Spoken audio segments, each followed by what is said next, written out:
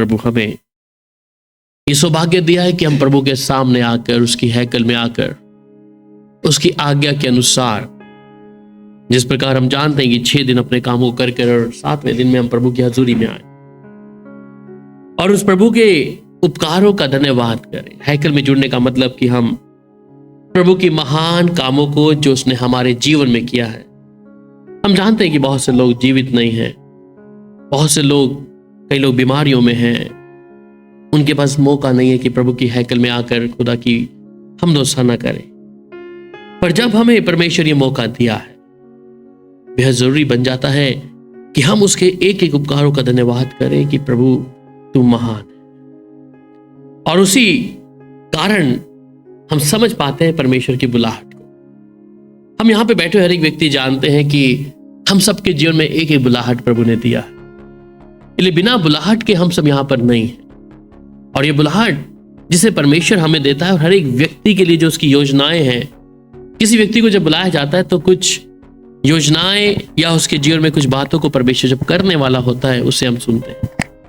आज सुबह भी हम जब परमेश्वर की इस बुलाहट के विषय में समझेंगे और कुछ योजना है प्रभु की।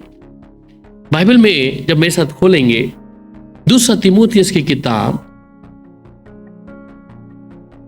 और उसका 1 अध्याय और उसकी 9 आयत को जब हम पढ़ते हैं, 2 तीमुथियुस उसका 1 अध्याय और उसकी 9 आयत। जी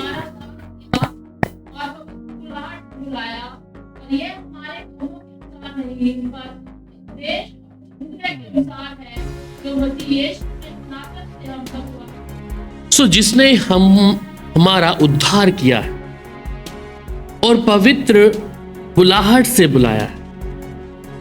हम इस बात को बहुत अच्छे जानते हैं कि हमारा उद्धार, हम उद्धार के विषय में नहीं जाएंगे, परंतु उद्धार परमेश्वर ने हमें दिया है। और ये उद्धार के विषय में मैं और आप यहां बैठे हर एक व्यक्ति जानते हैं कि परमेश्वर का क्या उद्धार मेरे जीवन में। पर जिस विषय में आज हम जा रहे हैं, ये है पवित्र बुलाहट के लिए। ये पवित्र बुलाहट, और ये हमारे कामों के अनुसार नहीं है कि हमने बहुत अच्छे कर्म करे हैं या हमने कुछ दान दिया है या किसी पे उदारता की है। ये ऐसे कामों या धर्म के कामों के अनुसार नहीं है। मैं और आप इस बात को बहुत भली भांति जानते हैं कि हमारे काम, हम बिगड़े हुए थे, हमारे काम वो भी अधर्म के थे, या हम ऐसे पाप में थे, परमेश्वर हमको फिर भी अपनी महान उपस्थिति में बुलाया है। और ये महान जो पवित्रता की जो बुलाहट है परमेश्वर, ये हमारे कामों के अनुसार तो हर अनुसार तो हुई ही नहीं है, परंतु वो कहते हैं पर अपनी मनसा और उस अनुग्रह के अनुसार है जो यीशु मसीह में है और सनातन से हम पर हुआ है। हम जानते हैं कि हम किस गंदगी में थे। यहां पर बैठे हुए व्यक्ति, अगर मैं अपने जीवन को देखूं तो किस गंदगी में था, या आप अपने जीवन को देखें किस गंदगी में मैं और आप थे। ऐसा कौन व्यक्ति है जो एक ऐसी गंदगी में पड़े व्यक्ति को निकाल कर साफ सुथरा करे, या एक ऐसे पापी के लिए कोई मनुष्य या कोई परमेश्वर अपने लहू को बहाए। हमारे अंदर ऐसी कोई भी खासियत नहीं है, परंतु परमेश्वर उस पवित्र बुलाहट से हमें बुलाया है, वो हमारे कामों के अनुसार नहीं है, धर्म के कामों के अनुसार नहीं है। ये बुलाहट फिर भी परमेश्वर ये क्या कहता है, ये फिर भी मुझसे मोहब्बत करता है।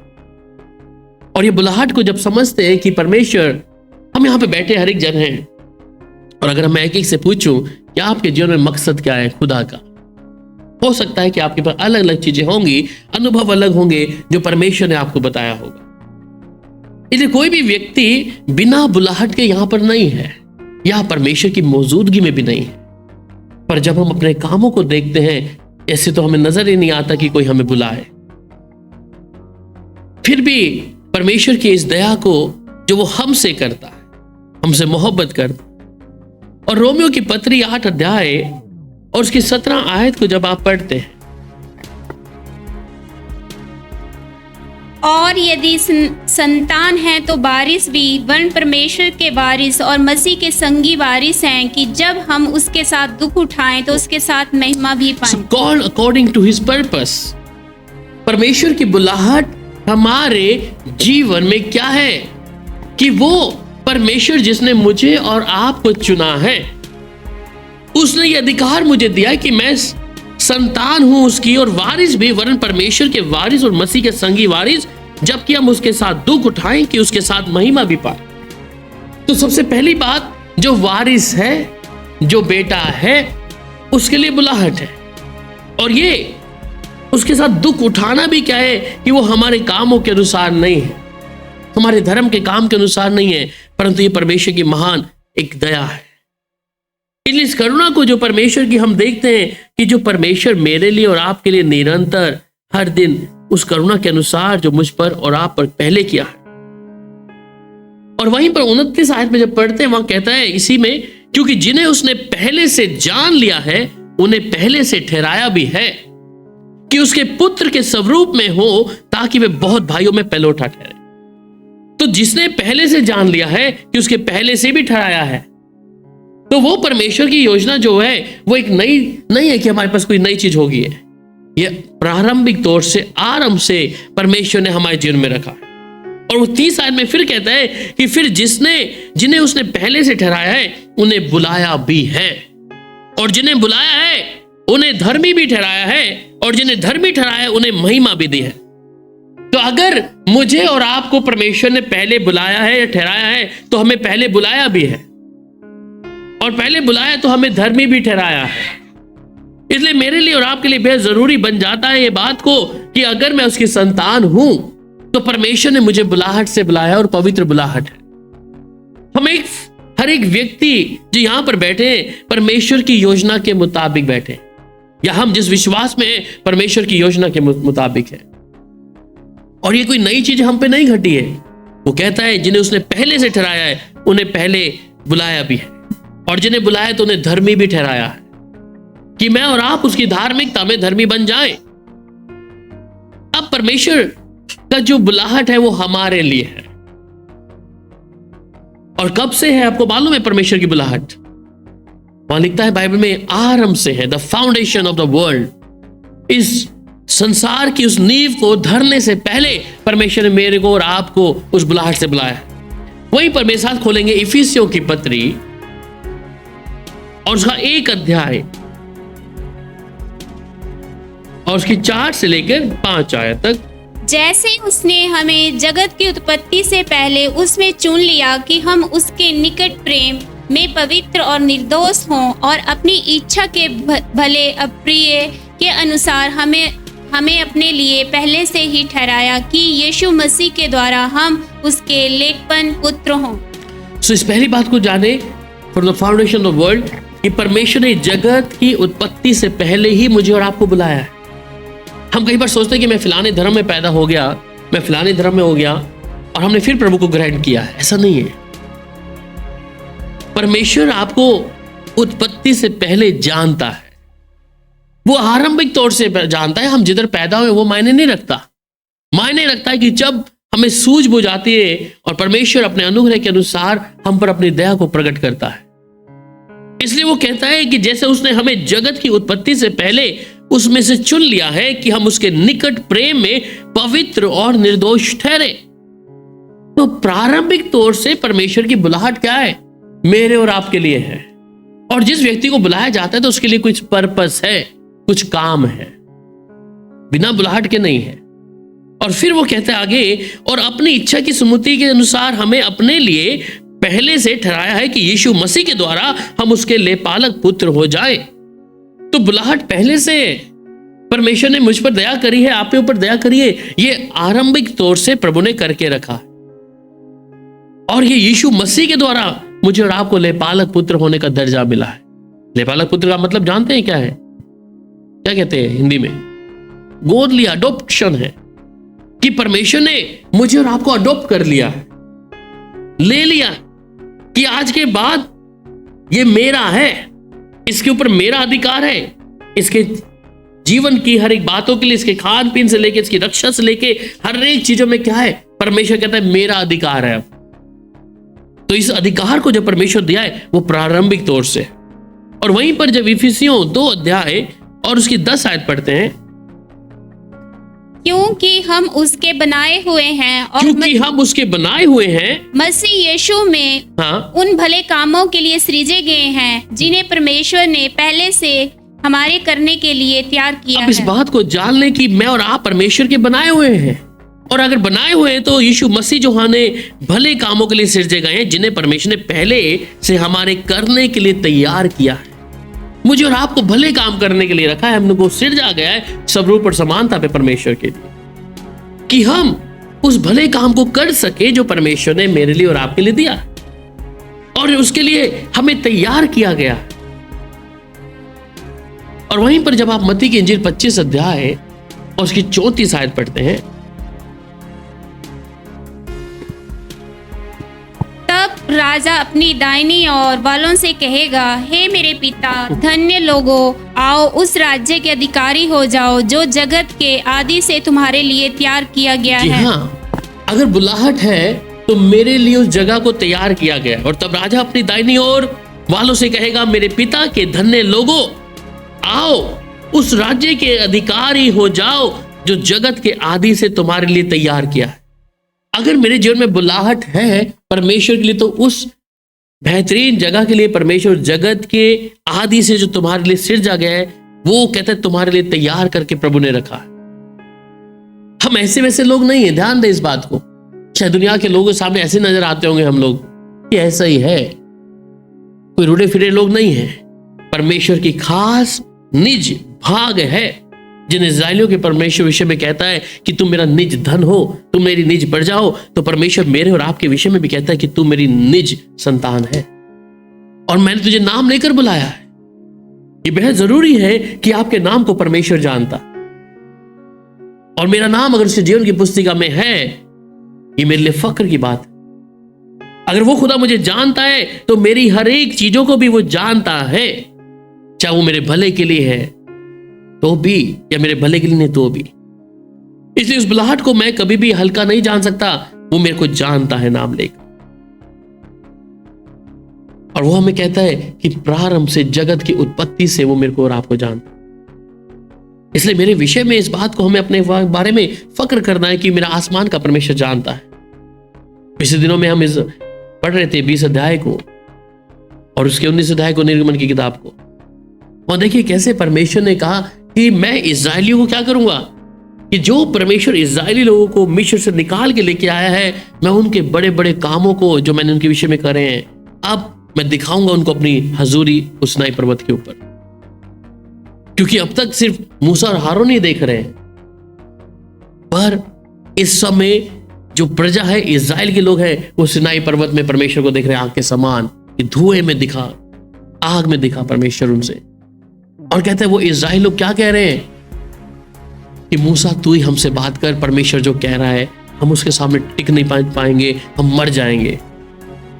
हम इतने बड़े परमेश्वर के अधिकार में वो मेरा और आपका नाम जानता है, और हम लोग कई बार परिस्थितियां हमारे पास जब हमारे अनुकूल होती हैं, चाहे शारीरिक तौर पर, संसारिक तौर पर, हम कई बार मन में क्या होता है, उदासी आ जाती है, प्रभु ये मेरे साथ क्यों हुई। हम भूल जाते हैं कि मेरे साथ खड़ा कौन है। ऐसा ही है, जो परमेश्वर के नियंत्रण में, जो कंट्रोल में, ये संसार, धरती, आकाश, हर चीज है, बीमारियां उसके अधिकार में, हर एक चीज है उसके अधिकार में। और जब हम ऐसी परिस्थिति में जाते हैं, हमारा मन क्या डगमगाने लग जाता है, हम भूल जाते हैं समटाइम कि परमेश्वर मेरे साथ में खड़ा। हम सोचते हैं कि मैं अकेला हूं, मुझे ऐसे रोग से, बीमारी से, तकलीफ से, इन चिंताओं से, परेशानी से कौन निकालेगा। लोग मेरे पीछे में नाना प्रकार की बातें करते, प्रभु मेरी नाम धराई करते, प्रभु। हम उस बातों को सुन सुनकर, सोच सोच कर क्या है, हम लोग कई बार खुद बेचैन हो जाते हैं, परंतु भूल जाते हैं कि जिस परमेश्वर ने मुझे जिस बुलाहट से बुलाया है, वो परमेश्वर है, वो सामर्थी परमेश्वर, वो मुझे जानता है। वो प्रारंभ से इस जगत की नींव रखने से पहले वो मुझे नाम लेकर बुलाया है। मैं हूं कौन परमेश्वर में, मेरा क्या स्वभाव या मेरे क्या चीज मुझे खास बनाती है। आपको मालूम है आपको क्या चीज खास बनाती है? लोगों के सामने, अन्य जाति के सामने क्या चीज खास बनाता है आपको?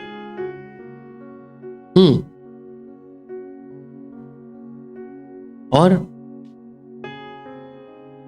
कि आप परमेश्वर के नाम से जाने जाते हो। आपको परमेश्वर जानता है, इलेफाट खाने वाला भी जानता है ये परमेश्वर के लोग हैं, ठीक है। ये चीज मुझे खास बनाती है कि परमेश्वर मुझे जानता है और मैं उसके लिए उसका बेटा या बेटी, ये मुझे खास बनाता है। और दुनिया की कोई ताकत आपके सामने खड़ी नहीं हो सकती जब तक परमेश्वर आपके साथ में। तो वो परमेश्वर जिसने मुझे नाम लेकर बुलाया है, मैं इस विषय में जानता हूं कि वो मेरे से अभी नहीं, कि चाहे मैं 10 साल पहले बपतिस्मा लिया, 5 साल पहले प्रभु में आया, वो तो आराम से जानता है। आपका जन्म एक अन्य जाति में हो सकता है किधर भी, परंतु वो परमेश्वर कहता है मैं तुझे प्रारंभ से जानता हूं, तेरी मां के गर्भ से जानता हूं, उत्पत्ति से पहले मैं तुझे जानता हूं। इसलिए इस बात को मेरे को खास बनाता है कि प्रभु, मेरा उस परिवार में जन्म लेना एक शायद ऐसी बात थी, परंतु मैं तो आरंभ से ही तेरा हूं। तो परमेश्वर शुरुआत से ही मुझे और आपको अपना बना के रखा। और फिर दूसरी बात परमेश्वर कहते हैं to be separated unto him, कि परमेश्वर ने हमें अलग किया है। और इसके लिए हम जब पहला पतरस और उसका 2 अध्याय और उसकी 9 आयत को जब पढ़ते हैं, पहला पतरस 2 अध्याय और उसकी 9 आयत। पर एक चुना हुआ वंश और राजपदधारी याजकों का समाज और पवित्र लोगों और परमेश्वर की निज प्रजा हो, इसलिए कि जिसने तुम्हें अंधकार में से अपनी अद्भुत ज्योति में बुलाया है, उसके गुण भी प्रकट करो। आमीन। सो कहते पर तुम एक चुना हुआ वंश और राजपदधारी याजकों का समाज और पवित्र लोग और परमेश्वर की निज प्रजा हो। इस बुलाहट को ध्यान दें। अभी फिर से कोई व्यक्ति आपसे पूछे तो क्या कहना? तुम एक चुना हुआ वंश हो, ऐसे वैसे नहीं हो। जो लोग आपको सोचते हैं अरे ऐसे ही क्या, प्रभु यीशु मसीह को ग्रहण कर लिए, ईसाई बन गए हैं, हाँ, वो क्या कह रहा है? तुम चुना हुआ वंश हो और चुना हुआ वंश के सामने राजपदधारी हो। आपके सामने संसार का ये पीएम मोदी ये सब तमाम लोग भी क्यों ना हो, प्रभु ने आपको अलग रखा है। प्रभु ने, चाहे लोग आपके सामने धनी होंगे, परंतु जो धन आपके पास है वो धनी के व्यक्ति के पास नहीं है। परमेश्वर आपको अलग रखा है। आपकी खासियत आपको खास बनाती है। और वो कहता है कि तुम परमेश्वर की निज प्रजा हो। आपको इस बात पे फक्र होगा कि परमेश्वर की मैं निज प्रजा हूं। अगर कोई बोले मैं पीएम मोदी का रिश्तेदार हूं, तो आपको ऐसा घमंड आएगा कि ओ पीएम मोदी मेरा रिश्तेदार है। पर अगर कोई हमें बुझे कि मैं परमेश्वर का एक निज प्रजा हूं, जिसके अधिकार में हर एक चीजें हैं, ये सृष्टि भी उसके अधिकार को मानती है, मैं उस परमेश्वर की निज प्रजा हूं, ये मुझे खास बनाता है। मेरी निर्बलता में वो मुझे सामर्थ देता है, ये मुझे खास बनाता है। ये मुझे खास बनाता है। इस बात में मैं फक्र करता हूं कि वो परमेश्वर मुझे जानता है।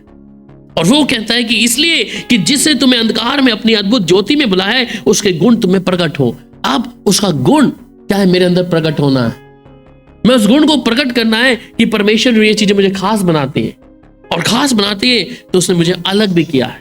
फिर मैं दुनियावी लोगों के समान नहीं होऊंगा, दुनिया के लोगों के समान नहीं होऊंगा।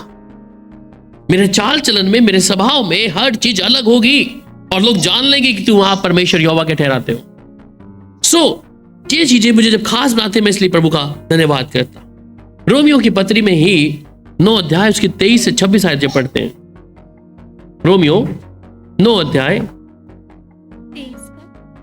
23 से लेकर 26 तक। और दया के बर्तनों पर जिन्हें उसने महिमा के लिए पहले से ही तैयार किया, अपनी महिमा के धन को प्रकट करने की इच्छा की, अर्थात हम पर भी, जिन्हें उसने केवल यहूदियों में से वर्ण अन्य जातियों में से भी बुलाया, जैसे वे यहोशा की पुस्तक में कहता है, जो मेरी प्रजा ना थी उन्हें मैंने अपनी प्रजा कहूँगा, और जो प्रिय ना थी उसे प्रिय कहूँगा।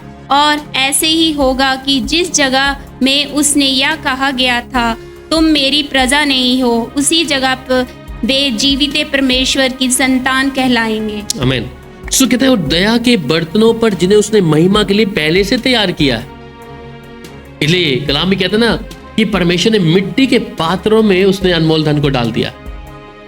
मिट्टी के पात्रों में अनमोल धन को डालने का मतलब, पुराने टाइम में क्या होता था, जब लोग किसी भी ट्रेजर को गिफ्ट, इतना सारा जो ट्रेजर क्या बोलते हैं, ट्रेजर को क्या मिलता था वो पहले, खजाना, ट्रेजर। हाँ, ये जो खजाना जो होता था उसको किसी मटके में, कोई ऐसी चीजों में रख लेते थे और दफन कर देते। मुझे याद है हमारा घर जब सोनीपत में था, तो हम लोग जिस घर में किराए के मकान में रहते थे, उस समय मैं पैदा ही हुआ था। तो मेरी माँ मुझे बताती कि जिन घर में हम लोग थे तो एक पाकिस्तान से कोई व्यक्ति आए वहां पर, कितने सालों बाद, 84 में मैं पैदा हुआ था और 85 86 की बात मेरे को बताते थे कि हम जिस घर में थे तो वहां से एक पठान टाइप का व्यक्ति आया एकदम से।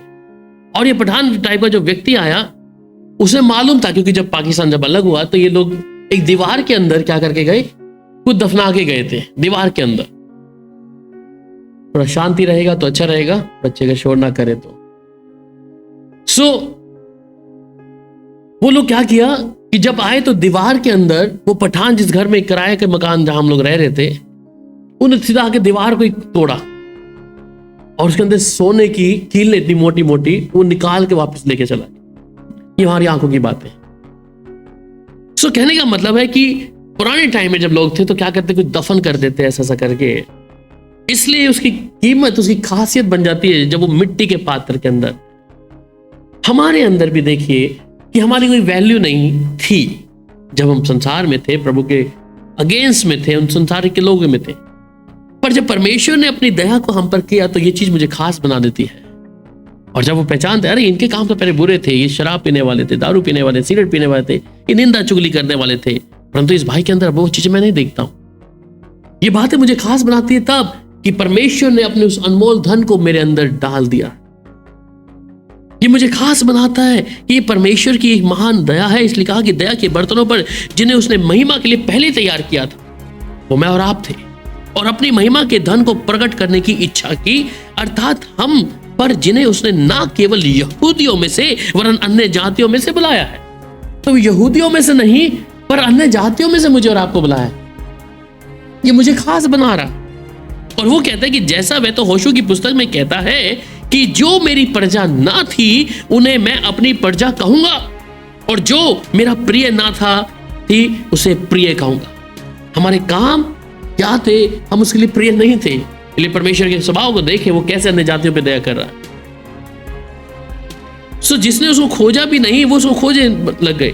और ऐसा होगा कि जिस जगह में उनसे ये कहा गया था कि तुम मेरी प्रजा नहीं हो, उसी जगह वे जीवते परमेश्वर के संतान कहलाएंगे। ठीक है, कहा कि तुम मेरी प्रजा नहीं हो। बाइबल में लिखा है कि यीशु मसीह के पास में जब एक सामरी स्त्री आई तो उनको किस तरीके से देखा जाता था, सामरी है ना, वैसे एक व्यक्ति जिसको सामरी है, जो एक रास्ते में मार्ग में है, ठीक है, और उसकी कोई देखभाल नहीं कर रहा, परंतु एक व्यक्ति आता है उससे जाकर नैन बसेरा में रात को रखता है, उसका खाना पीना, कहते जब मैं आऊंगा तो वापस पैसे भी दूंगा इसके लिए।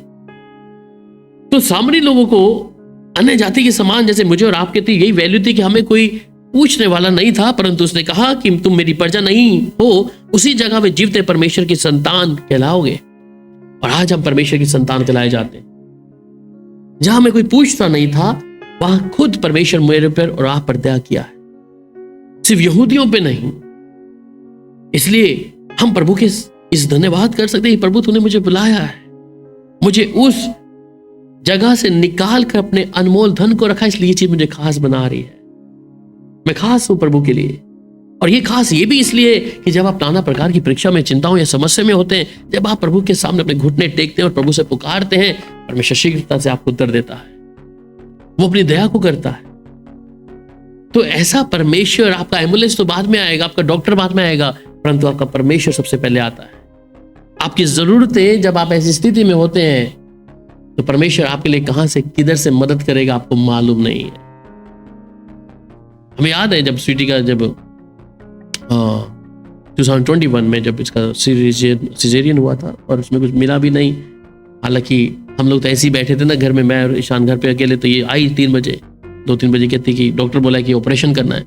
मैं कहा अच्छी बोली तो तुम हॉस्पिटल गई, अब ऑपरेशन के लिए कहाँ से बोल रहे डॉक्टर ने, कुछ लग नहीं रहा था कि ऑपरेशन हो ऐसा करके, कि मुझे अभी लेके चलो बाहर, कोरोना है, जा भी नहीं सकते, पैसा हाथ में है नहीं। मैंने इसी चर्च का 10,000 रुपये रखा हुआ था क्योंकि रेंट जाता था मेरे पास और इसको देना था लैंडलॉर्ड को। मैंने यहाँ पर मेरे हाथ में सिर्फ वही पैसा था और कोई पैसा नहीं था। ये बोली, मैं कहा तुम्हारा हॉस्पिटल कितना, वो 30-35,000 मांग रहे थे, ऐसा कुछ भी नहीं है मेरे पास।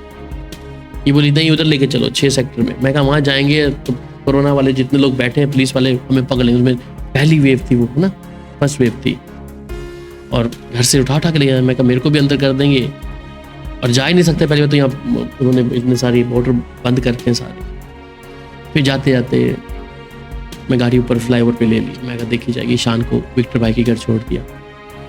उधर भाई मुझे कुछ पैसा दिया। फिर मैं सीधा हॉस्पिटल ले गया।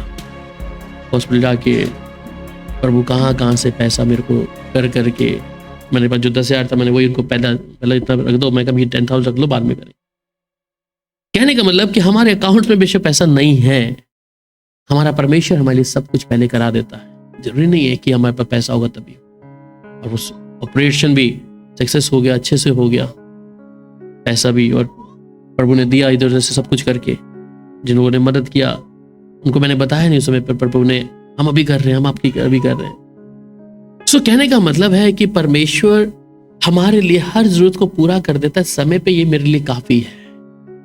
मेरा जरूरी नहीं कि मेरा बैंक बैलेंस भरा हो। यही है परमेश्वर की खासियत कि वो मेरी और आपकी चिंता करता है ना। सो हम जब प्रभु के साथ में चलते हैं, परमेश्वर स्टेप बाय स्टेप हर चीजों को करता है। इसलिए वो परमेश्वर जिसके विषय में शायद आज लोग अनजान होंगे, जिससे कहते हैं अरे कहां परमेश्वर है, कौन परमेश्वर है, क्या परमेश्वर है भी या नहीं है, ये उनके दिमाग की धारणा है। पर जो उस अनुभव को जानता है कि वो जीवता परमेश्वर, वो सुनता है, वो देखता है, वो मेरे हर एक चिंता और ध्यान करने वाला परमेश्वर है, इसलिए मैं उस प्रभु की धन्यवाद करूंगा। इवन फिर एस्तर पैदा हुई। एस्तर के लिए भी ऐसा था कि हाथ में कुछ भी नहीं है। मैंने कहा शान जब हुआ तो 60-70,000 के आसपास लग गया था। हालांकि वो भी मेरी जेब से नहीं गया, प्रभु ने कर दिया इधर उधर से। एस्तर पैदा हुई तो अब हाथ में पैसा नहीं है। मैं कहा अचानक कहीं पे हाई रिस्क बोला हुआ है, एकदम से डॉक्टर मांग लिया 50-60 हजार, तो क्या बोलेंगे, किसको लाएंगे, है ना। कुछ नहीं है। प्रभु की दया से 22 सेक्टर में प्रभु लेके गया। उधर ऑपरेशन भी नहीं हुआ, सब कुछ पैसा उसने लगा नहीं। जब मैं हॉस्पिटल से मारे तो मैंने पूछा डॉक्टर, मैं बहन तो बोला मैं पूछो जरा इनसे कुछ पैसा देना है इनका। कहते कुछ पैसा नहीं दिया, शून्य है। मैं चलो प्रभु तारीफ। फिर मैं इसका आधार कार्ड बनाने तो जाके मैं 50 रुपये लेके गया कि आधार कार्ड देना है। मैं कहता पैसा, कहता कोई पैसा नहीं आधार कार्ड का भी। इवन आज भी एस्तर का कोई राशन आता है इसका आंगनवाड़ी से, अभी तक ये हमारा 1 रुपया खर्च नहीं करने देते। सो इट्स अ ब्लेसिंग, परमेश्वर की दया है। बस डायपर का थोड़ा सा होता है, पर इसका राशन खुद ही आता है आंगनवाड़ी से। हर महीने 2-4 पैकेट उसके अच्छे से खाना जो है वही लोग देते हैं। परमेश्वर हर चीजों को जानता है, हर एक स्थिति। जब हम प्रभु के साथ में चलते हैं, प्रभु की हजूरी में बने हैं, तो परमेश्वर मेरे लिए और आपके लिए हर चीज को मुहैया कराता है। ये सबसे बड़ी आशीष मेरे पास है। जरूरी नहीं कि आपके पास पैसा है, अकाउंट्स में भरा है, या आपकी हर जरूरत को प्रभु आपकी जरूरत उस समय जब जरूरत है पूरा कर दिया, दैट्स इनफ, काफी।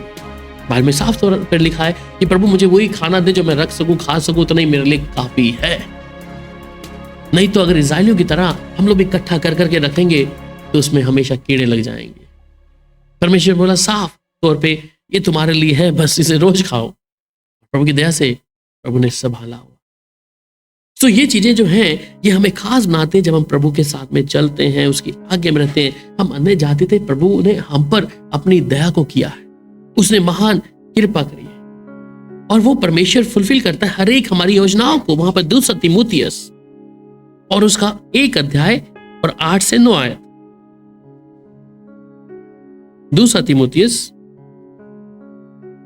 1 अध्याय 8 से 9। इसलिए हमारे प्रभु की गवाही से और मुझसे जो उसके कैदी हूँ लज्जित ना हो, पर उस परमेश्वर की सामर्थ के अनुसार सुसमाचार के लिए मेरे साथ दुख उठा, जिसने हमारे उद्धार किया और पवित्र बुलाहट से बुलाया, और यह हमारे कामों के अनुसार नहीं पर उसके उद्देश्य और उस अनुग्रह के अनुसार जो मसीह यीशु की सनातन से हम पर हुआ है। So God fulfill his purpose। परमेश्वर हमारे जीवन में अपनी योजनाओं को पूरा करता है, और वो कहता है कि इसलिए हमारे प्रभु की गवाही से और मुझसे जो उसका कैदी हूं लज्जित ना हो, पर उस परमेश्वर की सामर्थ के अनुसार सुसमाचार के लिए मेरे साथ दुख उठा। उस सुसमाचार के लिए जिस पर मैं और आप विश्वास करते हैं, दुख उठा। और हम इस बात को जानते हैं, जब हम नाना प्रकार की परीक्षाओं में होते हैं, परमेश्वर कहते हैं तू आनंद की बात समझ इसको। जो व्यक्ति विश्वास में है, परीक्षा उसकी है। जो विश्वास में नहीं है, प्रभु उसकी परीक्षा भी नहीं होने देगा। प्रभु को मालूम है पहले ही छोड़ के चला जाएगा। पर अगर मेरे जीवन में कुछ हलचल नहीं है तो समझ लिए वो चीज मुझे मिलेगी कैसे। हर एक चीज को अगर आप सोचते हैं वो सब कुछ स्मूथली चल रहा है, और अचानक कुछ स्मूथली चलते कुछ अचानक से जो हम फिर बुड़बुड़ाने लगे थे, प्रभु ये मेरे साथ क्यों कर दिया। अगर हलचल है और आप अगले स्तर में जा रहे हैं तो इसलिए परमेश्वर का धन्यवाद करें कि प्रभु तूने मुझे इस योग्य तो समझा, तूने मेरे साथ अपनी विश्वास योग्य तो दिखाया। और फिर वो कहता है जिसने हमारा उद्धार किया है और पवित्र बुलाहट से बुलाया है, और ये हमारे कामों के अनुसार तो नहीं पर अपनी मनसा और उस अनुग्रह के अनुसार है जो यीशु मसीह के सनातन संतान से हम पर हुआ, सनातन से हम पर हुआ है। सो ये हमारे किसी ऐसे काम के वसीले से नहीं हुआ। इसलिए परमेश्वर का ये सौभाग्य की बात है कि परमेश्वर मुझे बुलाया है, मुझे अपने बेटा बेटी होने का अधिकार दिया है, मुझे अपने घर में पैदा होने के लिए प्रभु सौभाग्य दिया। इसलिए मैं धन्यवाद कर सकता हूं, मैं उसकी शुक्रगुजारी कर सकता हूं कि प्रभु तू सच में विश्वास योग्य है, तू मेरी चिंता और मेरा ध्यान निरंतर करता आया है। प्रभु जी तू अपनी महान करुणा को प्रभु निरंतर करता है। कभी कुड़कुड़ाए ना प्रभु के सामने, कहीं इस चीजों में हम कुड़कुड़ाते हैं, प्रभु ये मेरे साथ क्यों हो गया।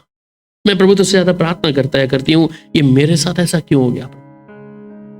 इस्राएल लोग कुड़कुड़ाए, सब कुछ प्रभु ने रखा उनके लिए, बेहतर आशीष दी, सब कुछ रखा, परंतु वो लोग क्या किए, कुड़कुड़ाए कि प्रभु मूसा तू हमें क्यों यहां लिया है, मरने के लिए लिया। देखिए प्रभु के साथ चलेंगे तो कई बार स्थितियां होंगी, उतार चढ़ाव होंगे, इसलिए हम निराशा ना रखें उसमें। उस निराशा में एक आशा है, उस निराशा में मेरे लिए आशा है कि परमेश्वर ने जो कहा है, इसलिए वो कहता है कि अब मैं अपनी दया को तुझ पर करता रहूंगा, अब तेरी आशा फिर कभी ना टूटेगी, अंत में वो फल होगा। क्यों परमेश्वर कहता है कि अब तेरी आशा कभी नहीं टूटेगी? क्योंकि आशा टूटती रही है, हमारी तरफ से टूटी है, परमेश्वर की आशा नहीं। इसलिए कहता है तेरी आशा कभी ना टूटेगी, अंत में वो फल होगा। जब तू धीरज धरेगा तो उस फल को, उस बरकत को तू अपने परिवार पर, अपने घराने पर देखेगा जो प्रभु ने किया है। इसलिए मेरा और आपका एक काम क्या है कि हम जिस परिस्थिति में, हमें मालूम है कि मेरे को पवित्र बुलाहट से बुलाया प्रभु ने, हमें मालूम है कि परमेश्वर ने मेरे जीवन में अपनी दया को, मेरी योजनाएं जो मेरे जीवन में बनाई है वो हमेशा मेरे बेहतरीन के लिए है। हम कई बार उदाहरण लेते हैं यूसुफ का, उसको तो पहले ही बताया गया है परमेश्वर ने, उसके भाइयों के द्वारा जो जो पीड़ाएं उसने सही है, परंतु वो उस योजना में परमेश्वर के बना रहा। वो इस बातों से घबराया नहीं कि मैं इस गड्ढे में हूं। अच्छा गड्ढे में भी है, चलो वहां से निकाल लिया, पोतीफर के घर पहुंच गया है, पर पोतीफर के घर से निकलने के बावजूद भी कहां चला गया? सीधा कैद में चला गया, जेल में चला गया। वहां वो कुड़कुड़ाया, प्रभु यहां तक मिल गया था, मैं पोतीफर के घर में आ गया था, मिस्र का प्रधानमंत्री से पहले, अब मैं सीधा जेल में चला गया, पता नहीं मेरे लिए क्या होगा। कई बार हमारी स्थितियां भी ऐसी होती हैं कि जब हमें कुछ मिलने वाला होता है तो हम कहीं और होते हैं। फाड़ खाने वाला ये चाहता है कि उस समय आप अपने मुंह से बोले, प्रभु तूने मुझे क्या दर्शन दिया था, क्या बताया था, कौन सी योजना बनाई थी प्रभु, और तूने इस समय मेरे लिए क्या कर दिया है। अगर यूसुफ उस समय उस जगह और स्थान पे ऐसा बोल देता, अगर वो ये बोल देता कि परमेश्वर तूने मुझे जो सपना दिखाया था वो तो पूरा हुआ नहीं है, या जेल में मेरे को क्या है, कैदियों की तरह रहना पड़ रहा है। यूसुफ चुप रहा। आप और मैं अपने जीवन को देखें, जब हमारी परिस्थितियां हम गिरते हैं, हम चुप रहते हैं या बुड़बुड़ाते हैं, प्रभु ये क्यों कर दिया मेरे साथ, ऐसा क्यों हो गया प्रभु मेरे साथ। हम बुड़बुड़ाते हैं, एक अच्छा विश्वासी भी बुड़बुड़ाते हैं। जब हमारी सप्लाई मिल नहीं रही थी, परमेश्वर से पूरी नहीं हो रही थी, तब भी बुड़बुड़ाते हैं, ऐसा हुआ नहीं भाई अभी तक, प्रभु ने अभी तक ऐसा कुछ नहीं किया, हमारे जीवन में अभी परेशानियां हैं, जब से प्रभु को ग्रहण किया ऐसा ही है। हम कई बार बोलते हैं, पर आप चुप रहकर, निर्मन 14 क्या कहता है, तो चुप रह, मैं तेरे लिए लड़ूंगा। क्यों? परमेश्वर शांत होने के लिए, क्योंकि परमेश्वर जानता है कि आप जैसे बोलेंगे फाड़ खाने वाला सुनेगा और वो हरकत में आ जाएगा। क्योंकि आप प्रभु के बेटा बेटी हैं, परंतु वो नहीं चाहता कि आप उस मुंह से ऐसी बातों को बोलकर फाड़ खाने तक पहुंचाएं। इसलिए फाड़ खाने वाला जब यहां से सुनता है, वो आपके मन की बात नहीं सुन सकता, न समझ सकता है, वो अधिकार से परमेश्वर का है। पर जब आपकी जुबान से यहां से आता है, वो फाड़ खाने वाला सुनता है और उस चीज को वो नियन अपने हरकत में लेके आता है, उसे काम करने के लिए पूरा करना शुरू कर देता है। इसलिए मैं और आप अपनी जुबान के विषय में भी चौकस रहे, हम क्या बोलते हैं। इस्राएल लोगों ने बोला, कुड़कुड़ाए, क्या हुआ? उनके प्राण जंगल में सूख गए। बाइबल में जितने भी लोग हैं, स्तिफनुस को देखते हैं, वो बोला, प्रभु मैं अपने प्राण को तेरे लिए सौंप रहा हूं, तो सौंप दे भैया, जा, चला गया। हमारी परिस्थितियां अगर हम जिस चीज में हैं हम उसके साथ समझौता करेंगे, आपके साथ वैसा घटेगा। मैंने बताया ना, मुझे जब कोरोना हुआ तो एक रात ऐसी भयानक थी, 9-10 बजे का टाइम था, जब ये लोग मेरे को रात को खाना मेरे पर दाल रोटी से लेके आए। बस अभी अंदर से आ रहा है, तू अपने जुबान से बोल कि प्रभु अब मेरे से नहीं सहा जाता, मैं मर रहा हूं, ऐसा बोल दे। मेरा दम घुट रहा है ऐसे करके, मैं तो बस बचूंगा नहीं। ये लोग भाग रहे हैं इधर उधर सामान लेने, कौन सी मशीन लेने। अब मेरे को ऐसा लग रहा है तू बोल, बस एक बार तेरे बोलना ही है, तूने यहां से यहां ले आ बस। और मैं अंदर आया आत्मा में, नहीं प्रभु इस देह के द्वारा मैंने भी काम करना, जीवित रहना। क्योंकि हर दिन मैं सुन रहा था मेरे जो पासबान थे, कहीं उनका डेथ हो रहा था, इतने लोग मर रहे थे, सबकी खबरें आ रही थी। शायद मेरे को याद था कि अब मेरा नंबर है, क्योंकि कोई बच नहीं रहा। अब मैं भी अपनी जुबान से अंदर अंदर पूरा घुटा आया हूँ, और बस ऐसा कि नहीं मैं बोलूँ एकदम से ऐसे करके कि अब मैं नहीं सह सकता प्रभु इस शरीर में ये दुख।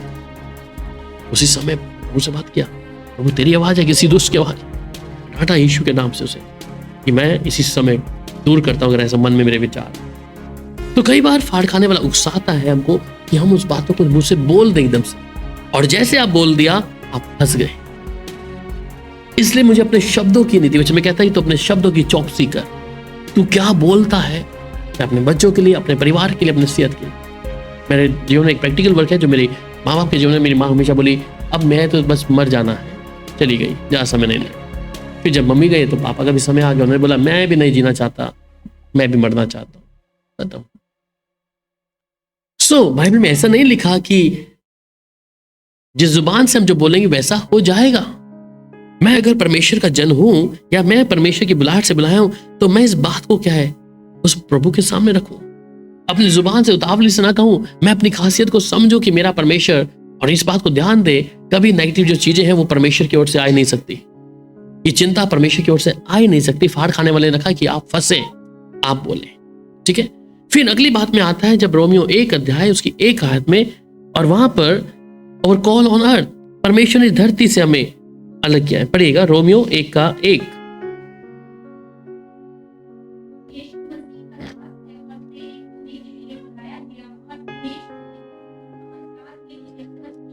आमीन। इस बात को अब समझ लीजिए कि अगर मुझे बुलाया है, परमेश्वर ने अगर मुझे बुलाया तो एक खास योजना है। आप बिजनेस कर रहे हैं, नौकरी कर रहे हैं, हाउस वाइफ है, स्टूडेंट है, कुछ भी है, परंतु एक योजना है। बुलाने का कारण क्या है? अब मैं सुन सकता हूं कि आपकी बुलाहट क्या है, प्रभु ने क्या बुलाया आपको। मैंने हिंट दिया है आपको कि परमेश्वर ने अगर आपको बुलाया है तो कुछ कारण है, कुछ काम देना चाहता है। आप काम कर रहे हैं, हाउस वाइफ है, स्टूडेंट्स हैं या बिजनेसमैन है, कुछ भी है, पर परमेश्वर कुछ बुलाया है। या पौलुस क्या कह रहा है कि पौलुस की ओर से जो यीशु मसीह का दास है और प्रेरित होने के लिए बुलाया गया और परमेश्वर के उस सुसमाचार के लिए अलग किया गया है। तो परमेश्वर के लिए, सुसमाचार के लिए मुझे और आपको अलग किया गया है। सिर्फ ये सोचकर कि मैं तो विश्वासी हूं, विश्वासी का जीवन जीऊंगी, बस यही मेरे लिए काफी है। मेरे लिए काफी नहीं है। मेरे लिए काफी तब है जब मैं सुसमाचार की सेवा भी करूं। हम सब फेसबुक, व्हाट्सएप सब लोग चलाते हैं, पर उसमें हमारे सबसे ज्यादा हम करते क्या हैं? क्या सुसमाचार फैलाते हैं? हो सकता है एक व्यक्ति के जानने वाले 1000 लोग हो सकते हैं, उनके कॉन्टेक्ट में 500 है, कम। एक व्यक्ति के जानने वाले कितने लोग हो सकते हैं रैंडमली? स्टूडेंट है तो कितने हैं? 1000, बिलो 1000? हाँ, रैंडमली देखा तो 500 के हिसाब से देख लो, बस ज्यादा नहीं। अभी 500 लोग हैं जो आपको मिलते हैं या देखते हैं, बातचीत होते हैं आगे से आगे। पर मैं सोशल मीडिया पे जब आता हूं तो मेरे स्टेटस क्या है? मैंने बोला कि सुसमाचार, अगर आप सेवक नहीं है पर आप हाउस वाइफ हैं या काम करने वाले भाई बहन हैं, मैं एक सुसमाचार के लिए, बुलाहट के लिए क्या है, मुझे परमेश्वर सर्जा है कि मेरे जीवन की गवाही के द्वारा चाहे अन्य जातियों के बीच में मैं हूं, तो हो सकता है कि आपके वचन के कारण किसी व्यक्ति का उद्धार हो जाए। हम अपने फोटोज बहुत ज्यादा लगाते हैं ना आजकल, यार सब लोगों का, पर उसमें हमारा बहुत कम वचन होता है कि हम वचन को भी लगा दें कि कोई व्यक्ति अगर स्टेटस देख ले तो पढ़ तो ले कि प्रभु है कौन।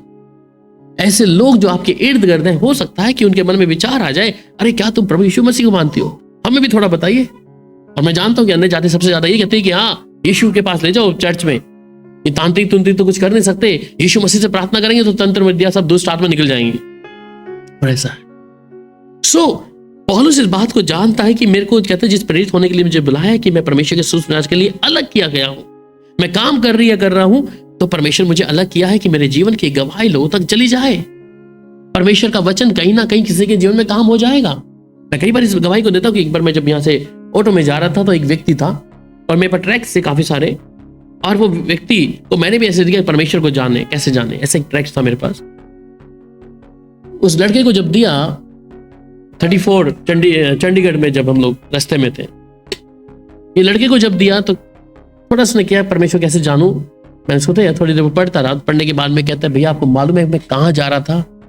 मैं जरूर बताएं, मेरे को जानता नहीं है। कहता मैं सुसाइड करने जा रहा था, मैं मरने जा रहा था, परंतु अब नहीं जाऊंगा। दिस इज अ वर्ड परमेश्वर ने किया। हमारे एक स्टेटस लगाने से या हम जिस वचन का प्रचार करते हैं, हम ये नहीं कहते कि आप प्रचार करें खुलकर, पर हम जिस मीडिया का जो जहां दुष्ट इतने जोरों से काम कर रहा है, अलग अलग चीजों को दिखाकर लोगों को भरमा रहा है, वही अगर हम परमेश्वर के वचन को एक लगा भी दें हर दिन सुबह उठ के, तो कोई गलत बात नहीं है। सेवा वहीं से ही है। आपको ये नहीं बोलते कि आप नगरों में जाकर प्रचार करें, वो समय भी आएगा जब प्रभु करेगा। इसलिए मैं उस बुलाहट को कि जिस प्रभु के द्वारा मेरा उद्धार हुआ है, जिस प्रभु यीशु मसीह के द्वारा मेरे पाप की माफी मिली है, तो एक व्यक्ति दूसरा व्यक्ति भी जान ले कि यीशु के। और हो सकता है कि आप जैसे भाई बहन और भी ऐसे होंगे कि प्रभु ने अगर मेरे ऊपर दया करी है या आपके ऊपर दया करी है, तो ऐसे और भी दुनिया में भरी पड़ी है दुनिया, कि उनके जीवन में भी प्रभु दया कर सकता है। इसलिए प्रभु ने अपने दास से कहा कौन जाएगा? वो कहता है मैं जाऊंगा। सो परमेश्वर हमें वो पवित्र बुलाहट से बुलाया है कि हम सुसमाचार के लिए अलग किए गए हैं। चलते फिरते जहां मौका मिलता है गवाही दे सकते हैं प्रभु के। सो अगर प्रभु की इस बात को हम जाने तब ये काम होगा। फिर अगली आयत में जब पढ़ते हैं, और ये पहला कुरिन्थियों 16 अध्याय उसकी 19 से भी द जनरल कॉलिंग, एक नॉर्मल सी जो कॉलिंग है जो परमेश्वर की, उसके विषय में है पढ़ेगा। दूसरा पहला कुरिन्थियों 6 अध्याय 19 से 20। पहला कुरिन्थियों क्या तुम नहीं जानते कि तुम्हारी देह पवित्र आत्मा का मंदिर है जो तुम्हें बसा हुआ है, तुम्हारे परमेश्वर की ओर से मिला है, तुम अपने नहीं हो, क्योंकि दाम देकर मोल लिए गए हो, इसलिए अपनी देह के द्वारा परमेश्वर की महिमा। आमीन। सो कहते हैं कि क्या तुम नहीं जानते, एक जनरल कॉलिंग है परमेश्वर के लिए, उनके लिए जो स्लेव हैं, ठीक है। क्या तुम नहीं जानते कि तुम्हारी देह जो पवित्र आत्मा का मंदिर है, तुम में जो बसा हुआ है और तुम्हें परमेश्वर की ओर से मिला है, और तुम अपने नहीं हो, क्योंकि दाम देकर मोल ले गए हो, इसलिए कि अपनी देह के द्वारा परमेश्वर की महिमा करो। तो मैं इस बात को जान लूं कि मैं मेरा नहीं हूं, मेरी सोच विचार सब कुछ मेरा नहीं है, परंतु मुझे खरीदा गया है यीशु के लहू के द्वारा, और यीशु के लहू के द्वारा खरीदा गया है। तो ये क्यों है कि मैं परमेश्वर की महिमा करूं। जिस परमेश्वर ने मेरे जीवन में काम किया है, मैं उसके कामों का वर्णन करूं, ये मुझे खास बनाता है। अगर एक आम व्यक्ति की तरह अन्य जाति है, अन्य लोगों की समान आप भी ऐसा जीवन जिए एक मसीह लगा के पीछे, और इतना काफी है, और मर गए फिर तीसरे दिन, और फिर उसके बाद कोई आपको जानता नहीं है, क्या वैल्यू है। परंतु इस देह के द्वारा मैं उस परमेश्वर के लिए कुछ ना कुछ तो करूं, मैं जिस जगह या स्थान पर कुछ ना कुछ तो करूं, कि मेरी जो बुलाहट है, परमेश्वर ने ये नहीं कि आपको रख लिया है, कुछ मकसद है। मकसद में ये नहीं कि आप बस इस धरती पे अपने अच्छे से खान पीन खाएं, सब कुछ करें, और तमाम जो संसारिक सुख विलास है उसमें समय बिताएं, ये आपके लिए काफी नहीं है। बुलाहट का मतलब क्या है कि परमेश्वर कुछ खास विषय आपको दिया है काम के तौर पर। ये नहीं कि मैं यहाँ के संसारिक जीवन को अच्छे से जी रहा हूं, मेरे पे घर गाड़ी बंगला सब कुछ है, कोई धन की कमी नहीं है, ये मेरे लिए सफिशिएंट है। तो ध्यान दे, जिस प्रकार प्रभु ने कहा लाजर के विषय में और उस धनी व्यक्ति के विषय में, और ये लाजर और धनी के विषय में जब धनी को परमेश्वर कहता है कि वो अब्राहम कहता है कि तू अपने अच्छे सुख विलास को धरती पे ले चुका है, तूने वहां पे अच्छा एंजॉय किया है, परंतु ये लाजर जो तेरी झूठन खाता था, ये लाजर जो तेरी झूठन खाता था, अब इसके लिए वो आशीष यहाँ पे है। शांति इसके लिए है, सब कुछ अच्छा है। सो अगर मैं और आप जिस चीज को यहाँ ढूंढते हैं वो चीजें जो है आपको परमेश्वर के राज्य में लेकर नहीं जाएंगी। दिया है परमेश्वर ने, धन्यवाद करें उसके लिए, पर मैं जिस काम को करना है उस काम को मैं पूरा नहीं कर रही या नहीं कर रहा तो वो मेरे लिए और आपके लिए भयानक हो सकता है। वहीं पर फिर पहला कुरिन्थियों उसका 7 अध्याय और उसकी 22 और 23 आयत। 1 Corinthians chapter 7 verse 22-23। क्योंकि जो दास की दशा में प्रभु में बुलाया गया है वे प्रभु का स्वतंत्र किया हुआ है। जी हाँ, वैसे ही जो स्वतंत्रता की दशा में बुलाया गया है वह मसीह का दास है।